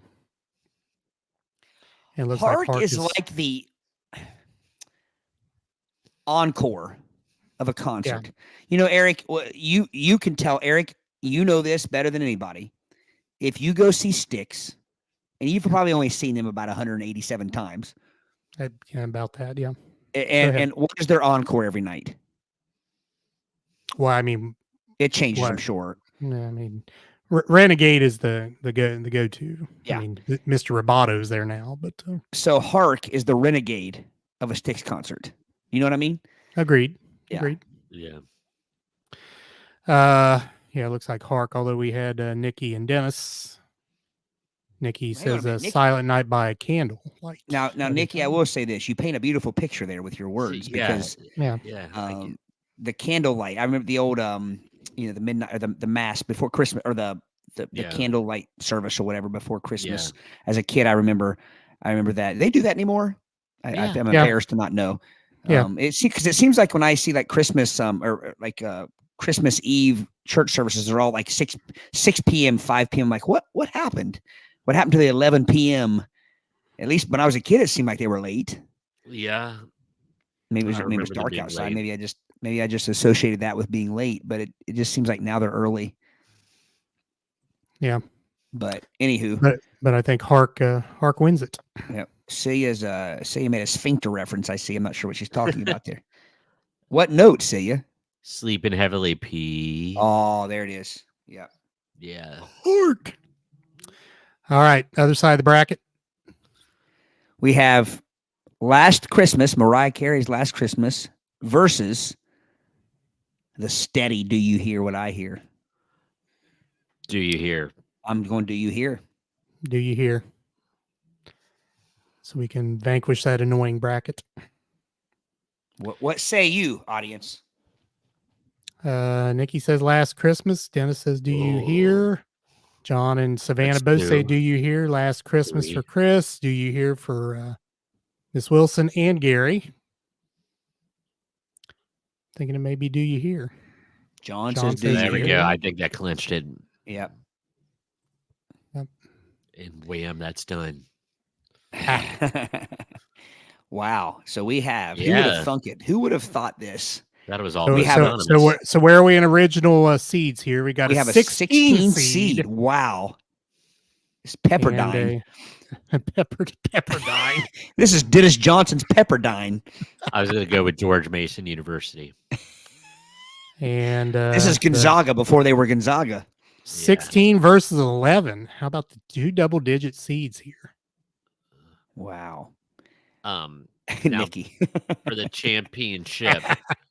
That's good. Do You Hear feels like the Verizon commercial Christmas songs. I don't disagree with that. Yeah. All right. So, guys, this is tough because we have Renegade from Styx. We have Rock and Roll All Night by Kiss. We have Roll with the not Roll with the that's early. That's the opening song on REO. What's REO's closing song? Keep on Loving You. No, it's a hitter. It's a banger. Keep pushing. Keep pushing. Keep pushing. Riding the Storm Out, maybe? I think it's toward the middle. Anyway, we have the big closer. We've all watched our kids when they're little in those terrible Christmas concerts that no one can play an instrument yet or sing yet. But we watch them because we support and love our kids. And at the very end, everybody in the entire auditorium stands up and sings, Hark the Herald Angels Sing. Or We have a classic question, a query, if you will. Query. We have a second person point of view asking us right off the bat. It gets us involved. Do you hear what I hear? A ponderance. I see people are voting. I'm just jabbering over here. I'm seeing votes, but I'm trying to build it up. We have Rocky versus Bullwinkle. Clubber Lang. Apollo Creed. Or Apollo Creed. Which one? Ivan Drago. I say Hark. I say Hark. I say Hark. I didn't look at any votes. I say Hark. We were a triharchial crew. Yeah. All right. So John says Hark. That's 4. Savannah says, do you hear 4-1? The Fanes say Hark 5-1. Gary says Hark 6-1. Gary just open or close encore. Miss Wilson says Hark. And that's true. Any song that the Peanuts gang sings is best. Hark ran Correct. away with this. The 6th. Good for you, Hark. 16 seed. Good for you, Hark. The Hark was no lark. Hark. 16 seed. I think we can all safely say the Hark left a mark. Yes. Certainly did. Knocked it out of the park. I say that with no snark. All right, we'll put the whole song title in there in the all Nicely bark. done, Savannah. Damn it. All bite, no bark is what I tried to say. So Hark the Herald Angels sing it is. The 16 seed. Roaring to victory. Bravo. Bravo. Bravissimo. Now, can I close with this? Yes, that was an hour and 38 minutes. And yes, that may not be everyone's cup of tea watching us do a bracket, but thank you guys so much for sticking around and chiming in. I think that's the most chime-ins we've ever had on a bracket. Yeah. People feel passionate about their Christmas tunes. Yes, and I promise you, stick around. Maybe go get a drink. Maybe go to the restroom. Do a little stretching. We have another segment, and I think you're going to find it pretty humorous. It's going to be funnies. It's going to hit you in the funnies. Yes. Now we should sing it. Hark. Do we have to use spaghetti mouths? Hark. There's mouth in this. Woo. How would Richard Flair sing that? Richard Flair. Richard Flair. All right. Let me put us back full screen here. Here we go. Visit our website, playitbyyourpodcast.com. Brady, Todd. All right. Help a brother. Yeah. Visit the website, playitbyyourpodcast.com. Learn about the intricacies of our show. We've had 150 episodes. You can find them all there on the website, right on the front page. Actually, every page you go to has all those prior episodes listed there. So if you're looking to listen, that's the best place to go. Although we have some other outlets that we can talk about here toward the end of the show. But certainly have a visit. Brady. That looks like a Cleveland Browns beanie. No, it's red, black, and white. That doesn't look red. More like a Cleveland Steamer beanie. It's an EHS beanie. Oh, but I'm just donning my stocking cap to be festive. Is that a toboggan or a stocking cap? It's a stocking cap. But you grew up in Brown County. You should call. Nobody ever said stocking cap in toboggan. Toboggan, yes. Yes. And my wife, who grew up in Michigan, says a toboggan is a sled. Yeah. I'm disappointed that Brady calls it a stocking cap now. Brady's been. I've been brainwashed. Been brainwashed. Washed. All right, Brady, what you got? Okay, I have got 2023's most humorous, wait for it, gag gifts for the White Elephant Party that is going to be coming to an office, school, home near you. Gag away. The gifts. So, I'm going to, I'll my gag Benjamin gifts.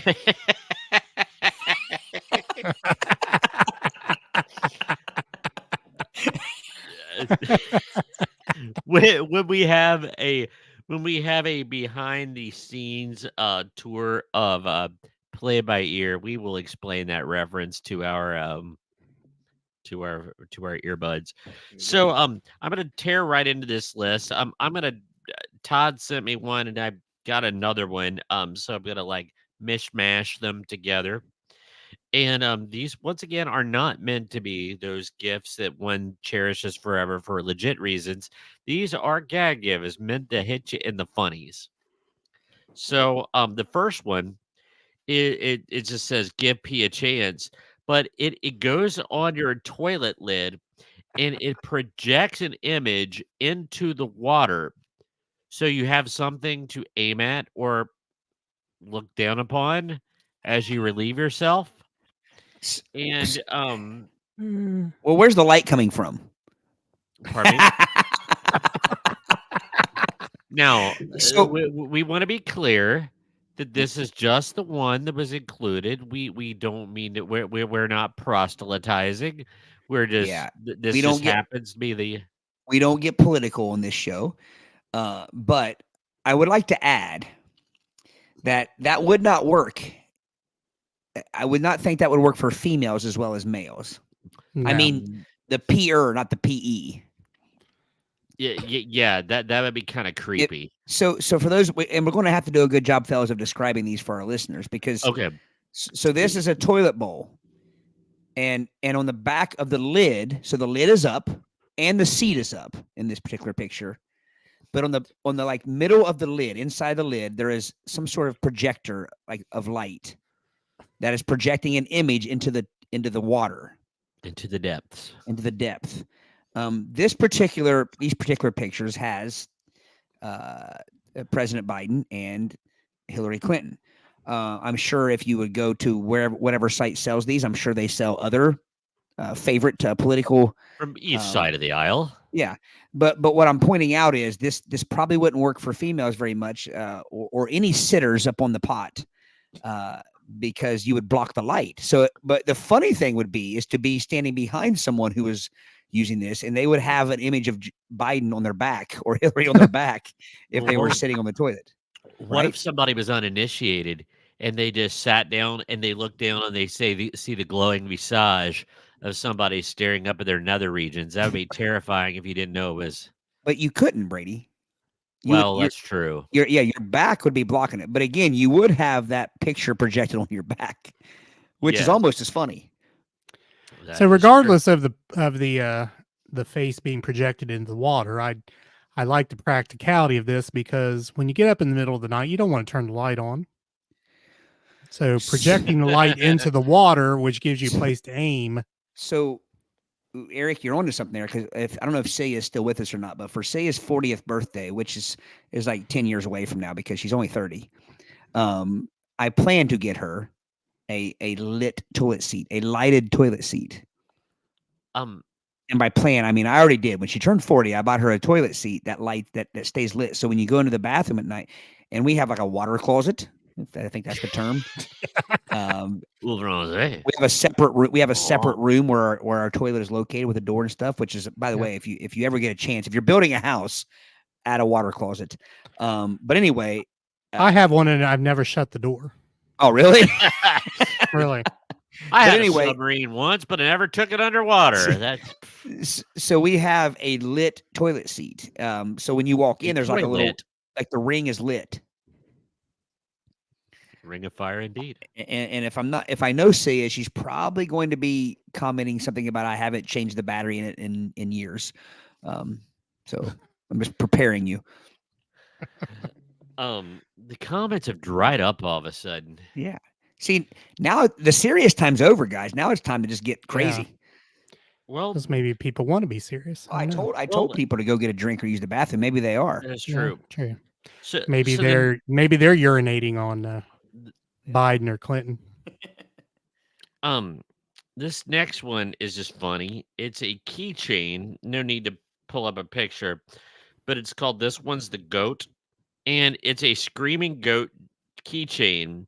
It does the yelling for you. So when you click it, it lets out a big bleat, and very obnoxious and piercing. So nothing says Here, love like a screaming goat keychain. here we go. Ah, yes.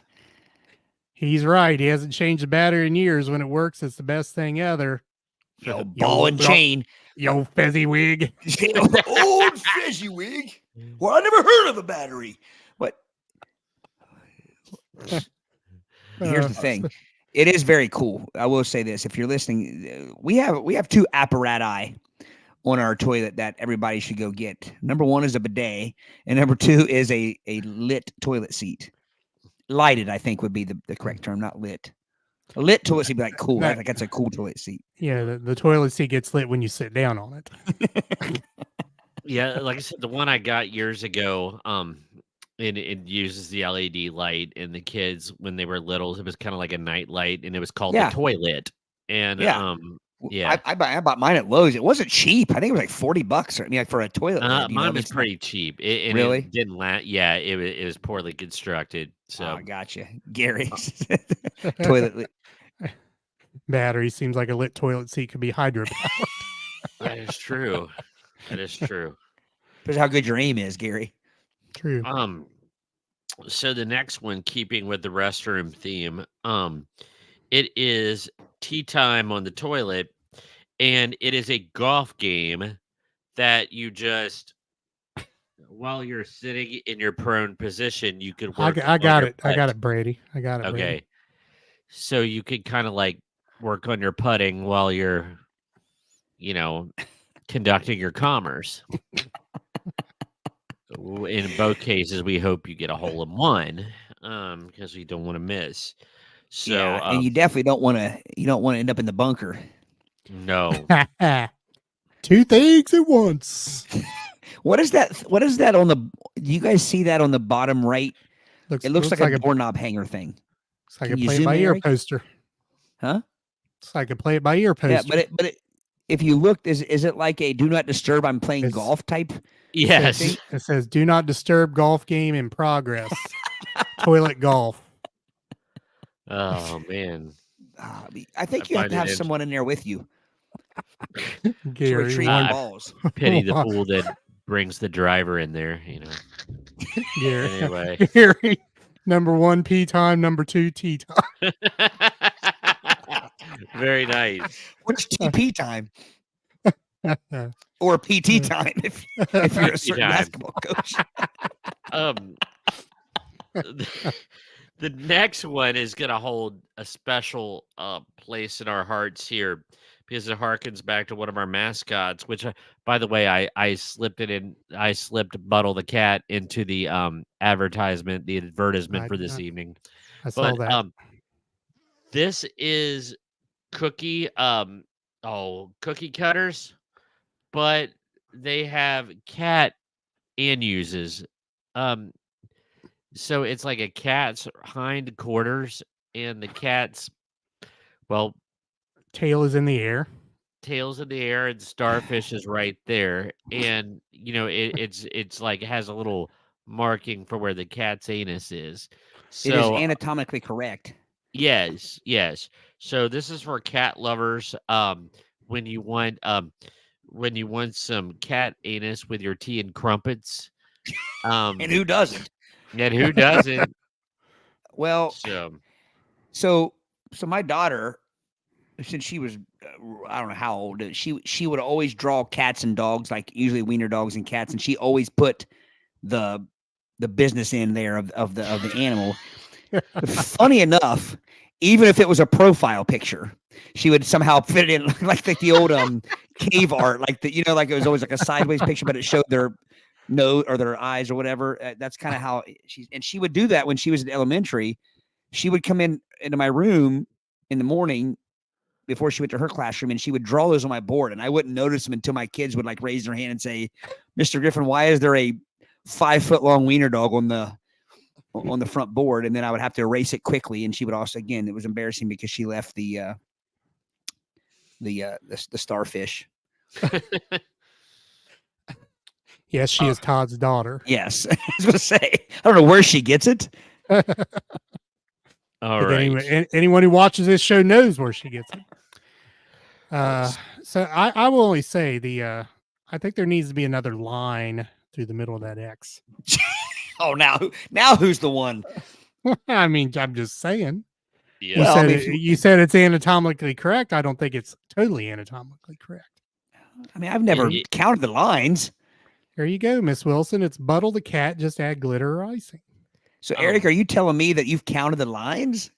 No, I'm saying it doesn't look like an X. It looks like an asterisk. An asterisk. Oh my gosh. Plus, I think the size is a little off, don't you? I mean, it's like that's Girtha kit right there. It's like that thing's a little bit too wide. Well, Girtha kitten. Nice. You'll have to check out the advertisement for tonight on Facebook feed because, like I said, I did include our long lost mascot, Buttle the cat. Should you real quick tell everybody what Buttle the cat is, Brady? Buttle the cat was, I don't know how he found his way onto our show, but it's one of those hairless cats. But I know. We were talking about ridiculous products, and it's called the Twinkle Tush, and it is a jeweled item to cover to keep your cat modest, so they don't have their they have their anus out there, especially if it's a hairless cat. So it's like instead of a manhole cover, it's like a cat hole cover. It just kind of covers it up like a little medallion. What's funny is you said a hairless cat. It could be a hairful cat, and it's still they don't have hair there. Well, we're talking about Buttle the cat, though. Well, I know, but I'm saying like even a cat with plenty of mane probably could use one of those because that part never is covered with hair. Cats love to show it off. I'm you can see Buttle the cat right there on the bottom corner with his Twinkle Tush. With the play-by-ear logo serving as the Twinkle Tush. Yeah. So what the little our logo would normally not be there, and that would be a little bedazzled booty hole for the cat. Yeah. So let's go on to the next one. Shoot your best shot. These are shot glasses, and this is just gross. Like this kind of makes me, but they're shot glasses meant to look like urinals. I got it, Brady. Okay. And you put your shot in there, but it looks like you're taking a shot from the urinal, and that's just gross. That person needs to drink some water. That's what I was going to say. I think it looks like a kidney disease. Yeah. Contamination. This is 2 weeks in a row this has come up. Yeah, it's You're supposed to be your very special announcement to hydrate. It's supposed to be wheat color. But I have a question. Yes. How do you drink that? Like where? Like that's. Do you know what I mean? Like the top part of the urinal, like running down your chin and stuff. Go ahead. That'd be difficult unless there's a flap that comes out the back of it. But I don't see that happening. That would be very difficult to wield. That's just pure novelty. Well, and also I think it depends on the size of your schnoz, because if your nose would fit inside the urinal there, the top, then you could probably a sentence you never want to hear anybody say. You could probably shoot it pretty easily, but if your nose didn't, you're making a mess right there. We need is Joey still listening? Any way that doesn't cause the dribbles. We need Joey, you still there? We need Joey's input here on these. What do you think of these shot glasses, Joey? For those of you at home, I don't know we've been describing it well enough. For those of you at home, it's like picture like a brick wall, a little plastic version of a brick wall, and there's a urinal, and you put the alcohol in the urinal, and then it's like a shot glass. It looks like it's full of urine. Yes, but it's actually alcohol. Now, if you put vodka, or it could be apple juice. It could be. Right, okay. Yeah. So if you put vodka in there, that person would be too hydrated. Yeah, you need some. I don't know what's wheat color? You need some diluted mellow yellow in there. Okay, maybe Joey's gone. Joey's gone. He was in there early tonight.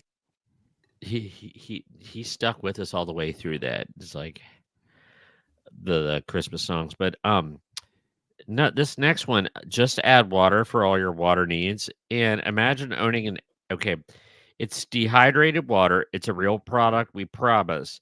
So it is basically, you'll have to pull it up here. There's really nothing to see. It's just dehydrated water. Just add water.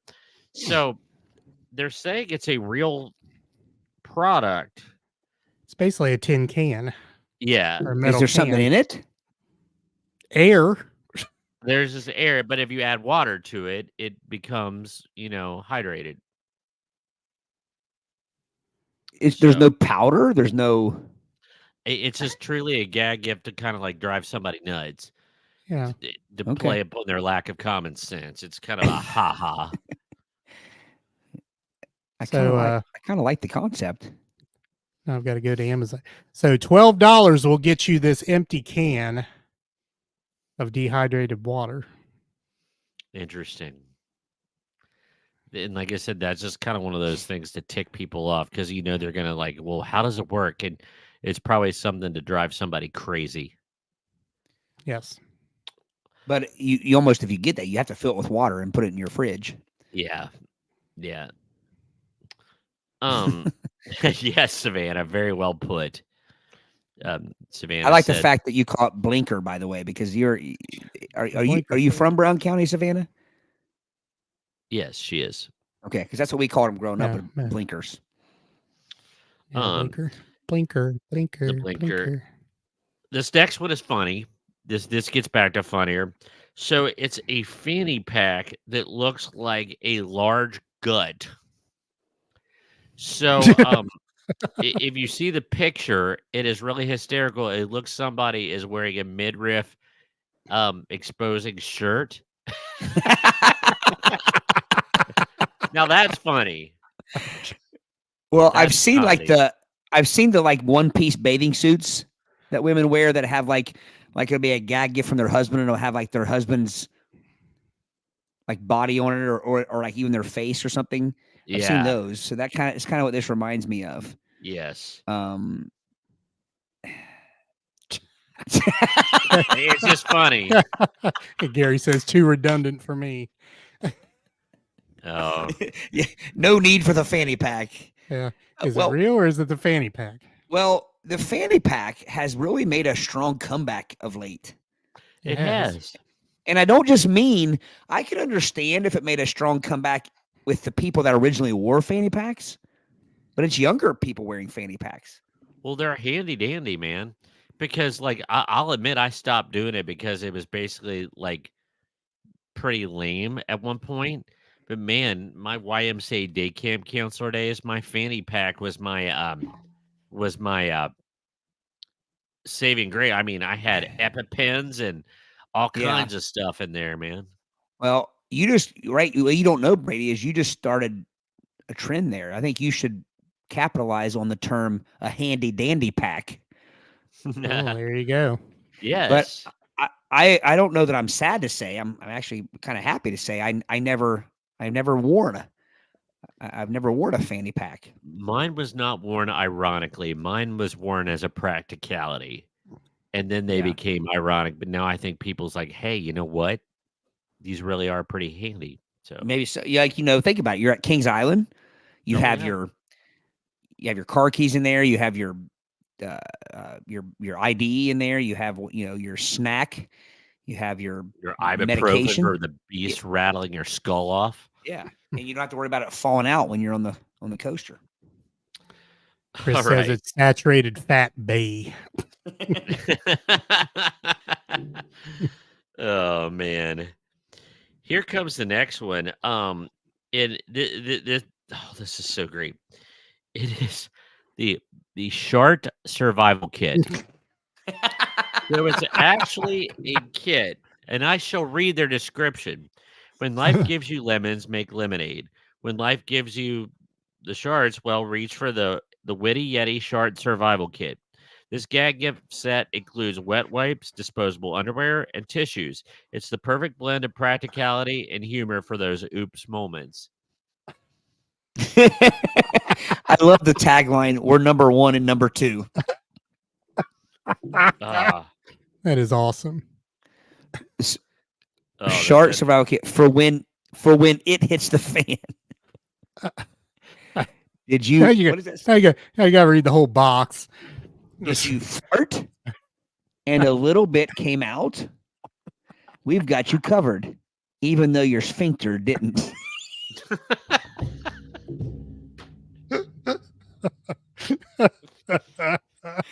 Oh, we won't fail you when your anus did. Says, hang on a minute. Oopsie poopsie disposable undies, fresh and discreet. Brown Town tissue pack, removes solids and liquids. Clean booty wipes, mud butt cleansing technology. Instructional care card. I sharted. Now what? Short survival badge. Proudly display your journey. Wow. You know, I asked on my my posting earlier on Facebook. I asked if we were going to act our age. I believe we just answered that question. No, that is incorrect. Never act our age. Yeah. All right, I'm gonna skip down on the list. I love this one because I don't know. There's people I want to give this to. It's the cone of shame, the human edition. So, like when your dog has surgery or gets fixed and they put the cone on them, it's a cone for people. So you gift somebody a cone. Now, what it doesn't say is like if you love the art of the prank, the witty yeti human cone gag gives the box is your canvas. It's an empty box. It's designed to deceive, making the real gift inside more surprising. So it's truly a human cone. But here's the difference. I just realized something because of the way our head sits on our body versus an animal. Well, I mean, it's clear, obviously, so you can see through it. But if it weren't clear, an animal can see through it because you know what I mean. Because it's shaped, it's aimed outward to where it blocks our eyes. Well, yeah, we'll get drowned in a rainstorm too wearing that thing. Keep your picking. I think the funniest parts are the little. It says keep your picking, scratching, and itching in check. Great for the aesthetically challenged.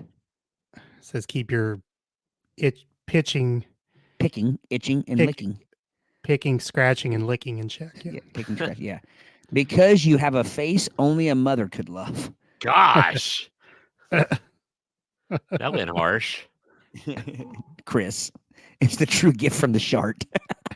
from the bottom of my shart. Straight from the. Okay. All right. This next one. This is just nasty. But what's the big dill? It is dill pickle cotton candy. Yeah. Nast. That is full of nast. I got to be honest with you guys. Oh no. I would try it. No. I would try it. Because cotton candy is it's fluffy enough, it's light enough to where it's not, and if it melts like other it won't last long. So it's not like something's going to be in your mouth tasting terrible forever. We have an audience member who has eaten that before. Oh man, see, like I can't even stand the smell of pickles. If I cracked open that container and that wafted up to my snoot, I'm gonna be yakking before a piece of that fluff could hit my mouth. You don't like pickles either? Oh, I can't stand the smell of them. Gosh, what happened to you? Yeah, I can't imagine not liking pickles. That's even better. It says he thought it was green apple, but didn't look at the label. Wow, that's like drinking a bottle of dip spit, thinking it's tea. Oh, that's rough. That's very rough. Okay, let's see. Give me a burger with everything. If you ever had a craving for a burger that extends all the way to your toes, these funny burger socks are for you. So they're socks, but they're packaged in a burger box. What was the tagline? If you've ever had a craving for a burger that extends all the way to your toes. Gosh, talk about a Big Mac. Or a big sack. But it's clever packaging. What is the picture they're showing? It is a burger, but each layer is a pair of socks. So the tomato ones would be red socks. The lettuce would be green socks. The burger would be brown ones. So what that gentleman is holding right there is actually socks? Yes. Pile of socks. It's a pile of socks ingeniously packaged to look like a hamburger. I am impressed. I am too. I mean, I will say it doesn't look like it looks a little too fake to be a burger, but I don't see any sockage in that mass he's holding in his hands. Yep. Notice that the ketchup is still red. It has not become pink. But yeah. All right. Let's see. Let me go on.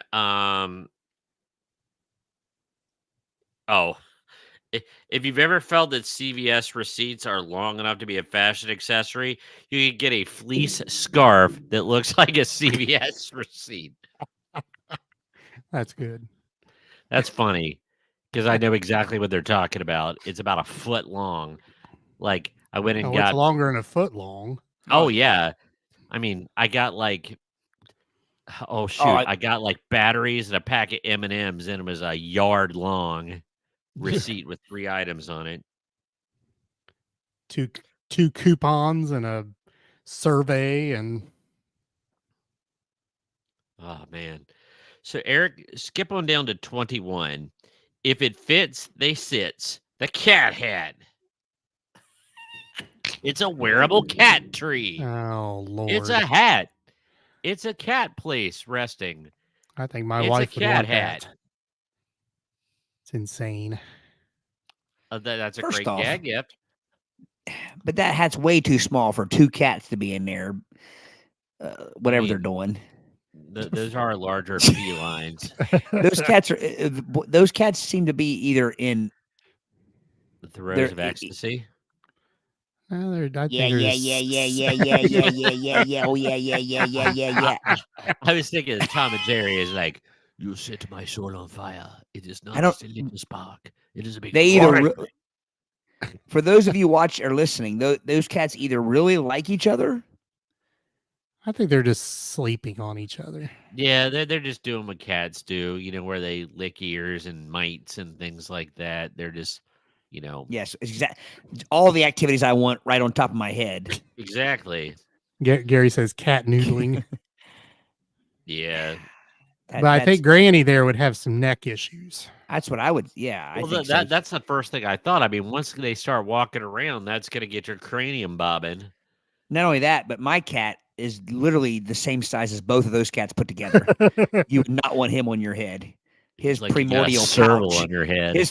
His primordial pouch would be hanging down to your ears right there. Primordial pouch. That's awesome. Let's get number 23. We've discussed these before, but they need brought up again. Bacon bandages. They're Band-Aids that look like strips of bacon. And they do very much look like bacon. Do they smell like bacon?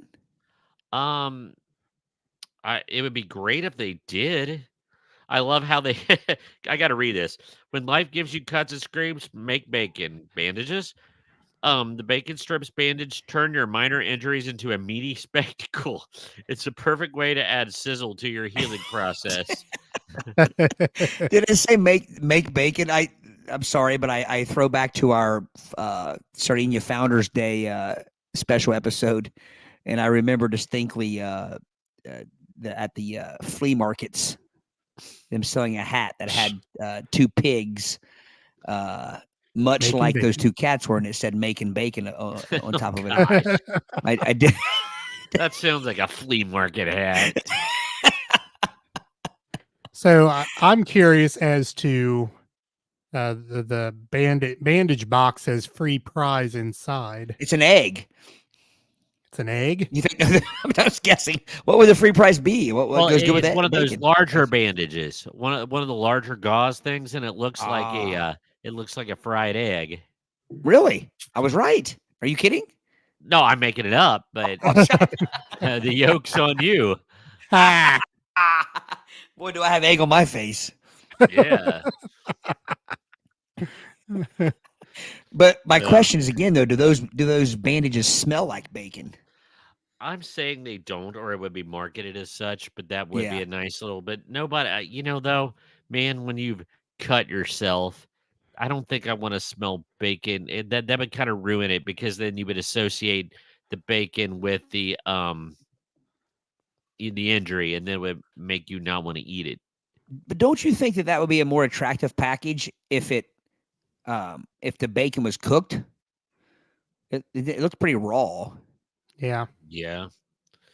But I agree. I think probably the uncooked bacon is more visually striking. If it's cooked bacon, it'll just look like you got brown, like it could be bark and not bacon. But that certainly does look like bacon. Yeah, that's true. So that's just a guess. Now, Todd, I think you just said yesterday you got one of these next things in your house that your daughter has one of these. It's called the Rattle Their Cage, and it is a sparkly pillow. But when you rub Pillow. it one way, Nicholas's cage, Nick Cage's face pops up. Yeah. So Celia, if you're still with us, what is our daughter's pillow? That's just like that. It's the one where you you rub your hand one direction, it's sparkly the other direction, and it's a face. Oh! I remember. Do you want me to say it, or is this a quiz for Celia? Never mind. She's talking to Riley right now. Hey Riley, who do you have a pillow? Oh, we have it. I'm going to bring it live on the camera. Oh, it's coming live! It's coming live. All right. This is not the Nick Cage pillow, but another pillow. Come here, It's Riley. another Come in pillow. here. It's silver. So, Okay. Riley, hang on a minute. Come on. Stick your Here head in comes the side. famous Riley. This, yeah. Hi. Hold on. There we go. There. So, Riley, show them whose pillow that when you. Before? So it starts off gold, but when you flip it, it shows Danny DeVito's face on it. Nice. That's amazing. Yeah. And how long have you had that? I've had it for about 4 years. And you're now. 16. So I guarantee you she's the only 12-year-old kid to have a Danny DeVito pillow in her bedroom. It wasn't Harry Styles. She may be asked the for only Danny 16-year-old DeVito. kid to have a Danny DeVito. She pillow in might her be. bedroom. All right, kiddo. See you. Thank you. It's our Vanna White. I forgot she can't hear you guys. I have earbuds in, so sorry about that. Oh, that's true. Yeah. So yeah, and she actually got that from a friend years ago so not only is she a Danny DeVito fan and has been for years, she also makes it known she's a Danny DeVito fan, to where you think most teenagers would probably keep that to themselves. That's amazing. It's like I can think of all the obscure celebrities like Charles Nelson Riley and Shadow Stevens. Yeah. Hawaii. Thank you, Jim Chris. Bullock. Thank you, Chris. Yes. Definitely my best accomplishment. Yes, Chris gives kudos to Todd's parenting. All right. I bet my daughter would want this. Speaking of daughters, it's a cheesy candle, but it is a candle. This is 27 on the list, Eric. It's a candle that looks like a dish of mac and cheese. And it looks like real mac and cheese, but it's a candle. It does. Oh. For the person who thinks mac and cheese is more than just a side dish, the macaroni and cheese pasta bowl scented candle is a dream come true. So I wonder if it has a hint of like this tomato sauce, or is it just strictly cheese? It said a pasta bowl. Well, first off, there's no tomatoes. There's nary tomato sauce No. anywhere there. No. I was hoping it Because- would. Well, nobody has tomato sauce on macaroni and cheese. Well, but it said No. a pasta bowl. And when I Well, think of true, but pasta bowls, Pasta's noodles. Yeah, macaroni, elbow macaroni is pasta. But I got to be honest with you, Brady. If you don't buy that for your daughter, I will. Yeah, right. Because I think it's awesome and I want to smell it. I know. All right, here we go, Brady. Oh, View on Amazon. Click it. Wait a minute. Why did I don't know why funny French vanilla cereal bowl with metal spoon scented soy candle morning ritual gift came up. I guess That's there are amazing. different candles here. Got the So, honey well, milk. I got to be Fruity honest with cereal.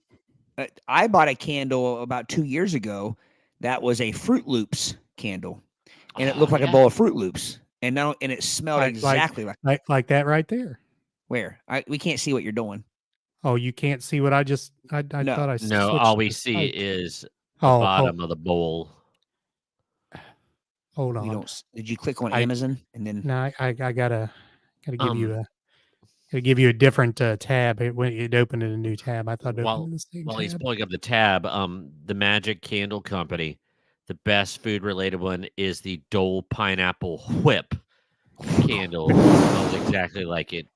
Yeah, that's. I mean, that doesn't look exactly like our bowl was white on the Fruit Loops, but it same idea, and it smelled exactly like Fruit Loops. That's amazing. The problem with that bowl of Fruit Loops is there's not enough milk in it. Right. For you Better guys, have a that's fork probably in it. That's all I'm going to say. put a fork in it. All right. Z-Man game said my sister would believe that it's mac and cheese and she's only 6. That would be a funny joke to play too. You cut the wick down small and see if they'll eat it. You may get in trouble for that. Yeah. But no, Brady, well, Aric, real quick on that one with the cheese, macaroni and cheese, if you click on Amazon, can it still get here before Christmas? Hold on. I Brady went off of that. I'm going to ridicule Brady until he orders that thing.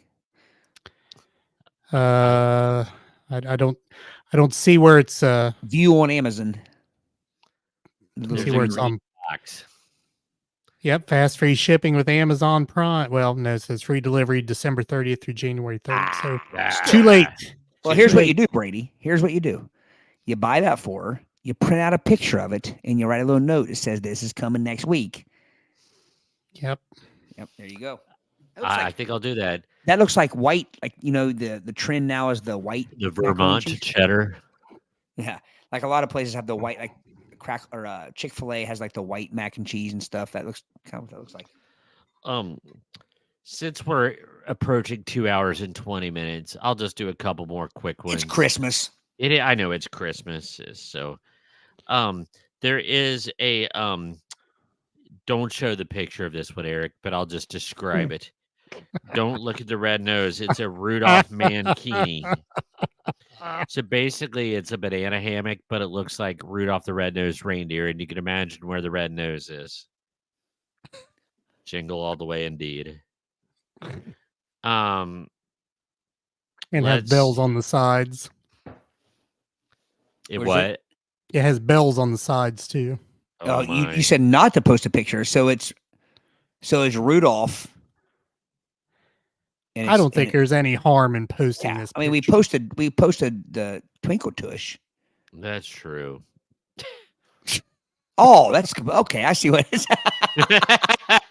Well, that's a mankini, isn't it? Yes. So for those of you, Chris says Red Rocket. Well, I think it depends on how old you are. Because I mean, okay, so let's think about this. Where's the smiley face go? Taint to frown. Tis a smiley face. I don't quite know how that fits. Is there a back view of it? Oh man, yeah, that's backless. Like, there's no dasher or dancer back there. That's for sure. Pretty sure there's a little bit of Prancer though. Hold on. I gotta put on another tab here because there are some other views of this here.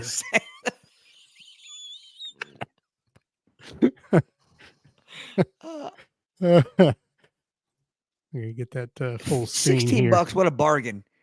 It is a bargain. If I would have known about this before my anniversary the other day, I would have bought this for sure. All right. So does the got the adjustable buckle, which is always nice. Buckle. It's elastic.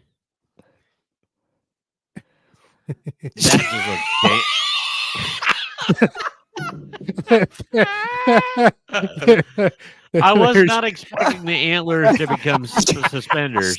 So the back of that thing better be a white tail.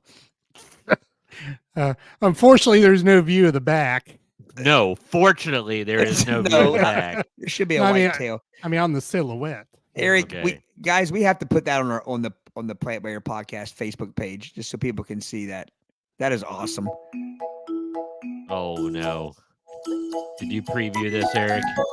No, I did. Oh, it's Amazon. It's not going to be bad. There's white elephants on it. There's the What? The Well, that back is scared me. the It said removable bells. I was frightened at first. It's just a it's like Fucking Route sack. 62 up the back. It's just a yellow line down the middle. Oh, that's Oh my too much gosh, of a that is floss 60. effect. Did you see that had 847 rating and a 5-star? Wow. So that tells me that 857 people were completely happy with that purchase. Oh man. Yes. Wow. Why is it yellow? Reindeer aren't yellow. I don't know. I don't know. It seems like brown would be the appropriate color. Well, reindeer are brown. Well, I mean, maybe you can't get the definition of what you want the definition of if it's brown. Oh my. Although it would take care of some of the possible mess in the back. Only thing I wish I had something across the chest. A little too open in the front for my liking. Too open in the back for my liking. But Well, it closed all the right parts Uh, in the back. oh gosh. What would be real funny is if it were a bigger reindeer face, it went higher up, and the nipples were the reindeer's eyes. Oh yeah. Well, that kind of brings us to the. I think we've kind of exhausted the list here. There's some things here that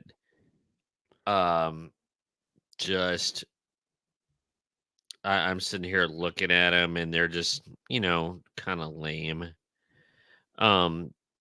There's a People of Walmart adult coloring book. So it's basically I've seen a lot of those adult coloring books. yeah. I don't know. As I'm looking, there's just oh no, go to 42, Aric. This should be the one we end on. This is the one that caught my attention last, and this is just amazing. It is a tortilla blanket. I've seen So those. it is a blanket that looks like a tortilla wrap, and it looks amazing. See, I can only hope that that's under my tree in the morning or on Christmas morning. there you go. Oh, That that's looks amazing. very realistic. It Yeah. does. It But does. I can't think of very many foods though that lend themselves to being a blanket more than a tortilla shell. True. You know, maybe a piece of bread Yeah. or a patty of some sort, like a Breads. Pizza meat slice. patty. Oh, what's that? Hold on. Hold on. Hold on. Hold You on. get the tortilla blanket for the low price of $27.99, and it Wow. can be delivered before Christmas. I don't know Oh. that would keep. I mean, how thick is it? Because tortillas are typically known as being Well, thin. it does say it's a tortilla, not a chalupa, so it's probably not. Oh. It's probably thinner. You cannot. Well, you have choices on size, a 60-inch, a 71-inch, or an 80-inch. Plus, in addition to the tortilla, you can also get a pizza. Oh, can we see the sweet. pizza? Yeah, let me switch my screen here. I would think you could get an omelet too. Scrambled eggs would probably. Yeah. Scregs. Nice. That's what I want Oh, right there. that's awesome. Yeah, it's cheaper. It's $8 Yeah, cheaper yeah. than the. No, $1. Well, no, I don't know why it says $26.99 up here, $19.97 down there, but Oh, I see. I bet it's a different size. I bet the I bet the price is giving it for the 60. Well, no, it says 60-incher. I wonder if you order the pizza blanket like you would small, medium, large. Well, It better come in a pizza box. Can you order a stuffed crust? Yeah. That is awesome. I've seen the tortilla one. I've never seen that pizza one before. And Gary's right. That's a lightning deal, isn't it? Yeah. Yep. That's amazing. Well, it Is says that all they have? Says all coupons are now claimed, so no more lightning deal on the pizza blanket. Sons of bees. Yeah. That's pretty cool. Well, maybe we did help people out because I think I'm gonna be lucky enough to wake up in the morning and see a reindeer bikini in my stocking. So maybe we've given people some ideas for Christmas, last minute Christmas gifts. Who would not like that tortilla blanket or a pizza blanket? Oh gosh, yeah, everybody would want that. Everybody. Okay, now what? You asked what that was. The next one down. Oh. I think we got to show it. Oh no. It was a pink elephant. Oh no.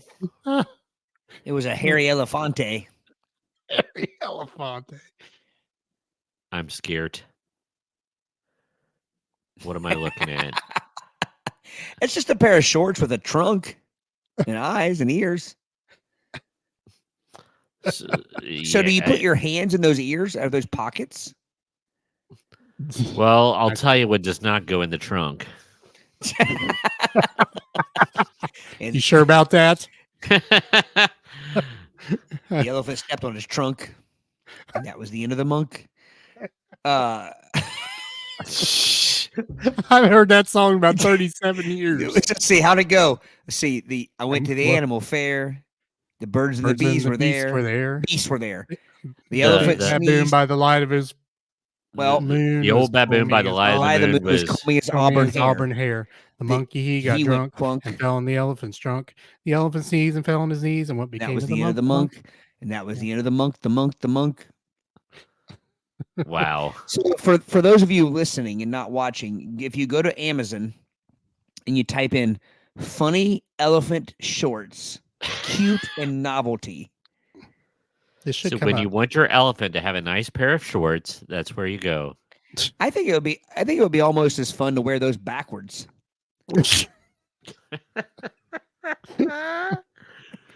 Oh, be a little harder to touch cloth, wouldn't it? You better get. There's got to be a pachyderm joke made in there someplace. Do we have anyone listening? Well, Gary's still commenting. Oh yeah, we still got 11 people in the room. Believe it or not. Oh, is there more, Brady? Until we have one listener. Oh. Eric has to work in the morning, but yeah. Yes, Eric does have to work in the morning. What time do you go to bed usually, Eric? 11:30. Is that too? Is that too personal? This is just kind of funny. It's number 45 when taxidermy goes wrong. It's called crap taxidermy, and it just has pictures of bad stuff jobs.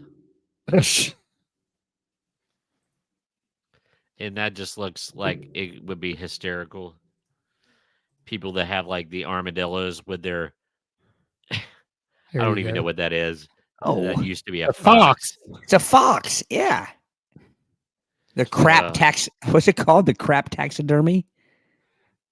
Yes. There's a give them a heart attack. It's number 48, Eric.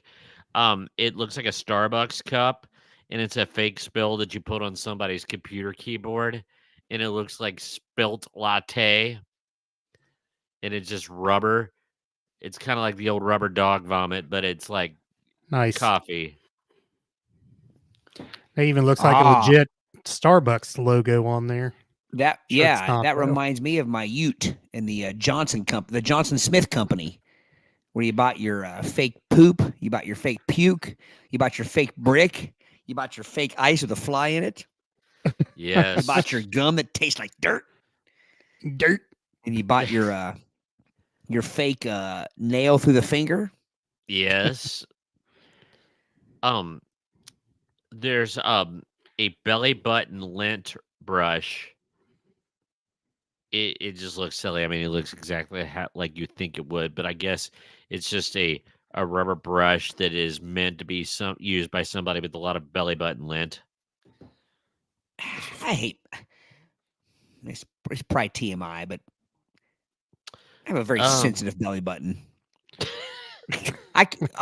Gag. As my mom would say, gag a maggot.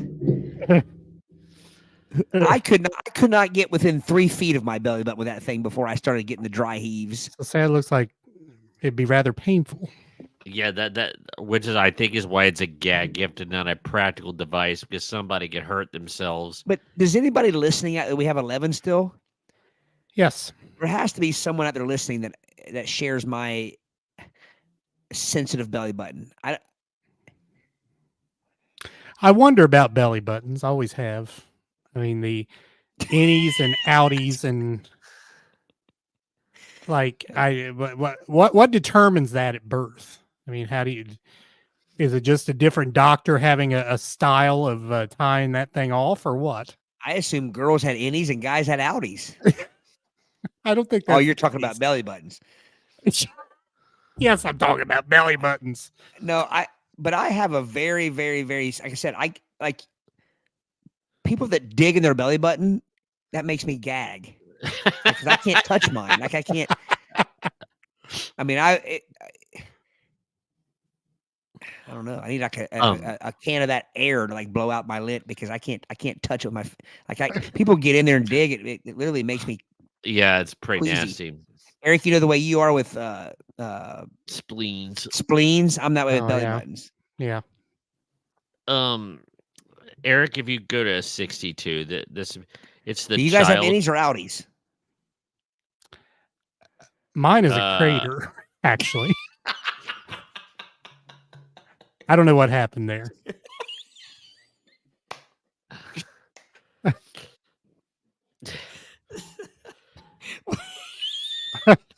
So I assume Thank you, mean ladies and gentlemen. I assume you mean it's an innie. It's a crater. It's the ultimate innie. I mean, it's like, yeah, it's deep. Well, yeah, that's mine. I mean, Brady. I mean, way deep. Yeah. I just have a typical belly button. Run of the mill. Yeah. That old chestnut. Yeah.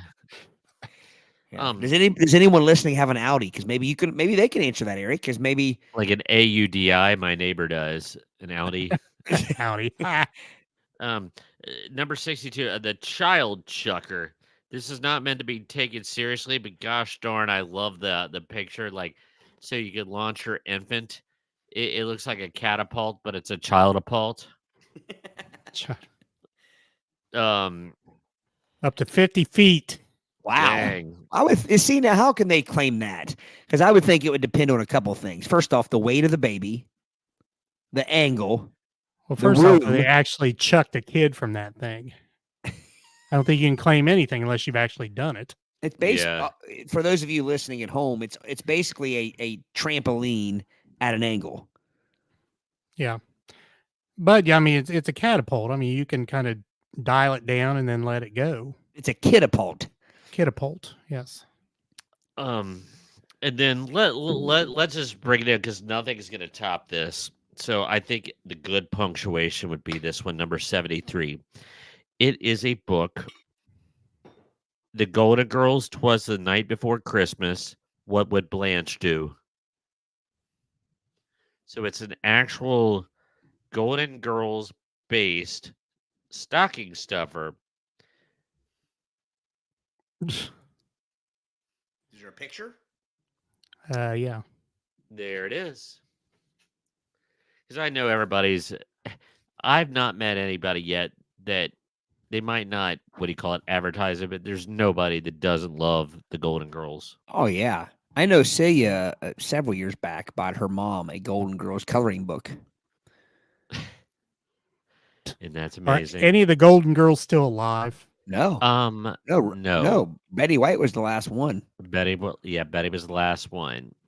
So, and if I'm not mistaken, she was the oldest one. I believe so. Correct. Because the mom was the youngest, I believe. Yep. That is true. Estelle Getty, is that what? No. Estelle Is that who- Getty. Yeah, is that who the still oldest good. one? Yeah. Nothing surprised me more than when I saw B. Arthur's Bees Arthur. military. Bees Arthur. Bees Arthur's. Ooh, I'm glad I didn't see Arthur's that. treacherous. Arthur's treasures. Oh gosh, that was great. But it was B. Arthur's military ID when she was a young woman in 22, and she looked daggone the same. Beat it. She was a handsome woman back then, and she died a handsome woman. Yeah. The Z-Man Gaming 2012 was shiny. That's sorry, Aric. I didn't realize you had another comment. Yeah, Up there. Gary's comment. He said he bets it's lucky it was that the catapult would send a kid 10 feet. I agree, Gary. I don't buy it.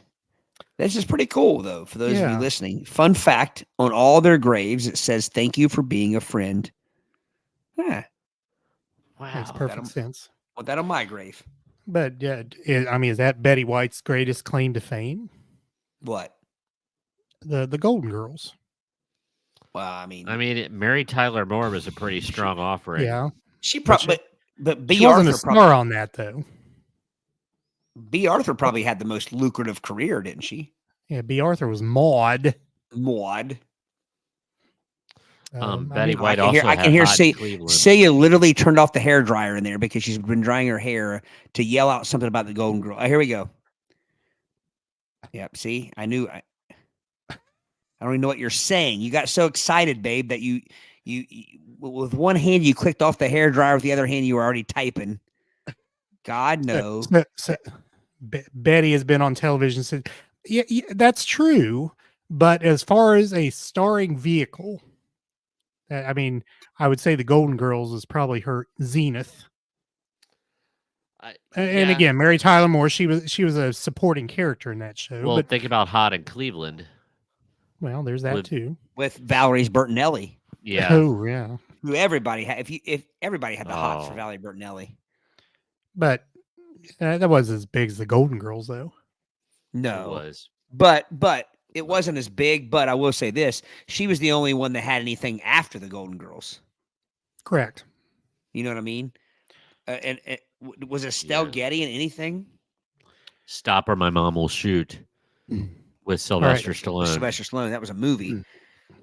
All right. So Celia puts up a comment. Wasn't she huge on one of those game shows in the 60s or 70s? She was actually on a lot of game shows. And there's a reason for that. Who was her husband? Does anyone know? Mr. White? No. I don't know. Brady Richard acted like Dawson? he knew. No. Alan Ludden, host of Password. Was it? And she never remarried. He died like in 1980, and she never remarried. Really? Yeah. See, Celia, I thought Richard Dawson too. Yeah. So yeah, but she was on a lot of game shows. I mean, mostly the Password ones. She was on Match Game, and I think her and Alan were on Tattletales a few times. And she had to have been on Hollywood Squares. Eric's foaming at the mouth here. We're getting into game shows. This is his business. This is his business. And business is good. That's my wheelhouse. Well, I will say this. Blanche probably had the least. Like, I don't remember her on anything else. Blanche. Well, Blanche. actually, Rue McClanahan was on Maude. Really? She was a supporting character. She was also on Mama's Family. She was. Yes, that's right. She was. Yep. So it's interesting. We should do an entire segment on the Golden Gals. Good. Yeah. It can be done. There's enough love out there for it, that's for sure. Yeah. So Estelle Getty, Brady mentioned Stop or My Mom Will Shoot. And the Golden Gals, that's about the only thing I remember her on. But I'm sure she was. Not to take away from if we ever do an episode, but she was not well liked by the other cast because her professionality was questionable. Like, she had a hard time memorizing her lines. They said that's why she always carried her purse, because she had cheat sheets in there. Really? So she could look into it. Yeah. James. Hey, James, he says that the Betty White Snickers commercial was the best. They're very good. Very good. That was good. Wasn't she like a regular like Bob Hope? Wasn't there something Bob Hope? Well, I know didn't Betty White also go and like entertain the troops and stuff? Wasn't she on like that circuit? Yeah. I believe so. All right. So Estelle Getty, known, of course, the Golden Girl, Stop Her, My Mom Will Shoot. She was in Mannequin, which I See, didn't you know said that. that. Yeah, It was a terrible movie. It was that bad. had Kim Cattrall. Kim Cattrall, but the guy was from wasn't Judd Reinhold. It No. was crap. Oh, Who Andrew was McCarthy. It was crap. Andrew McCarthy. Yeah. Andrew McCarthy, yeah. She was also in Mask. Did not know that. With Jim Carrey or No. The Rocky Dennis one. Eric Stoltz? Yeah, Eric Stoltz. Rocky Dennis is the guitar player for Suicidal Tendencies, isn't he, Brady? No, that's Rocky something else. But Rocky Dennis is the kid that Mask is based on. Gotcha. Yep. I get him mixed up all the time. Yeah. His name is Rocky though. It is Rocky. I think is it Dennis Rocky? No, it's Rocky Dennis. No, he lives on Birdie Road. So yeah, Jim, I agree. Her Snickers commercial was very good. All right, gentlemen, anything else? The good of the order? I think we're good. Before we do the finalities here. Yeah, anybody that stuck with us throughout the whole 2 hours and 42 minutes, you are truly loved. Thank you. Yes. Yeah, we had at one point for a moment we had 25 people. Yeah. Which I think it's our biggest crowd ever, I think. Nice. At least for live participation. Yeah. All right. The audio version of this podcast, we'll get it out by Friday. It'll be on Spotify, Apple Podcasts, Google Podcasts, iHeartRadio, and the iHeartRadio app, and most anywhere else you find those audio podcasts. Video-wise, also on Spotify, YouTube. Search Play It By Ear podcast for our channel. Also on Twitch. Social media-wise, we're on Facebook, Twitter. Again, I need to change that to X, I guess. And Instagrams. I'm sure we're supposed to be live on Instagrams. I still can't figure out how to hit start stream. I don't know Instagrams. Need to learn that, I guess. Interact with us via email, admin@playitbyearpodcast.com. You can leave a voice message. We have a link at our website, playitbyearpodcast.com. You can also find those links at most of your audio podcast providers, as well as on the iHeartRadio app.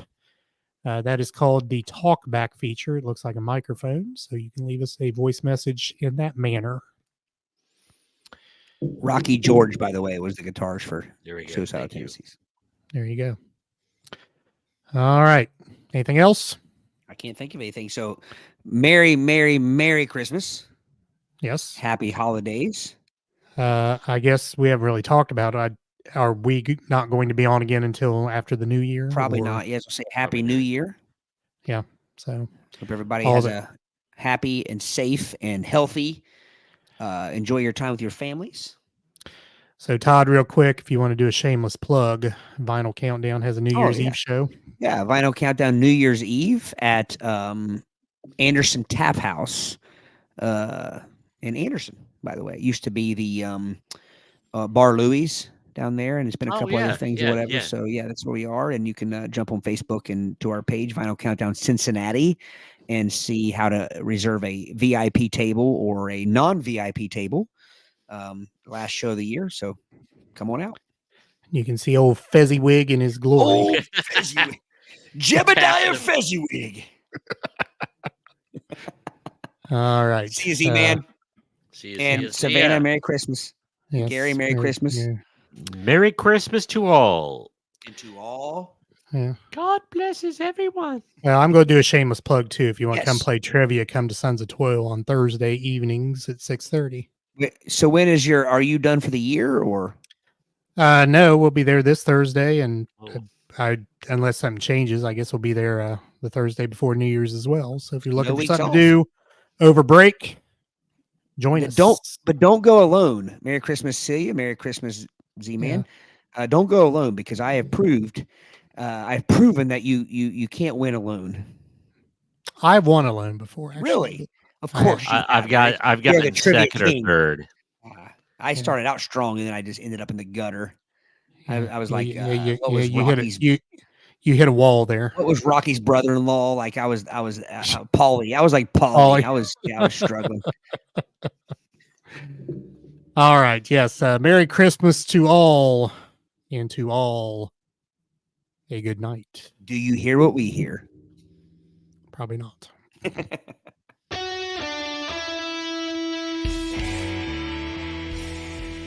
Thanks for listening to the Play It By Ear podcast.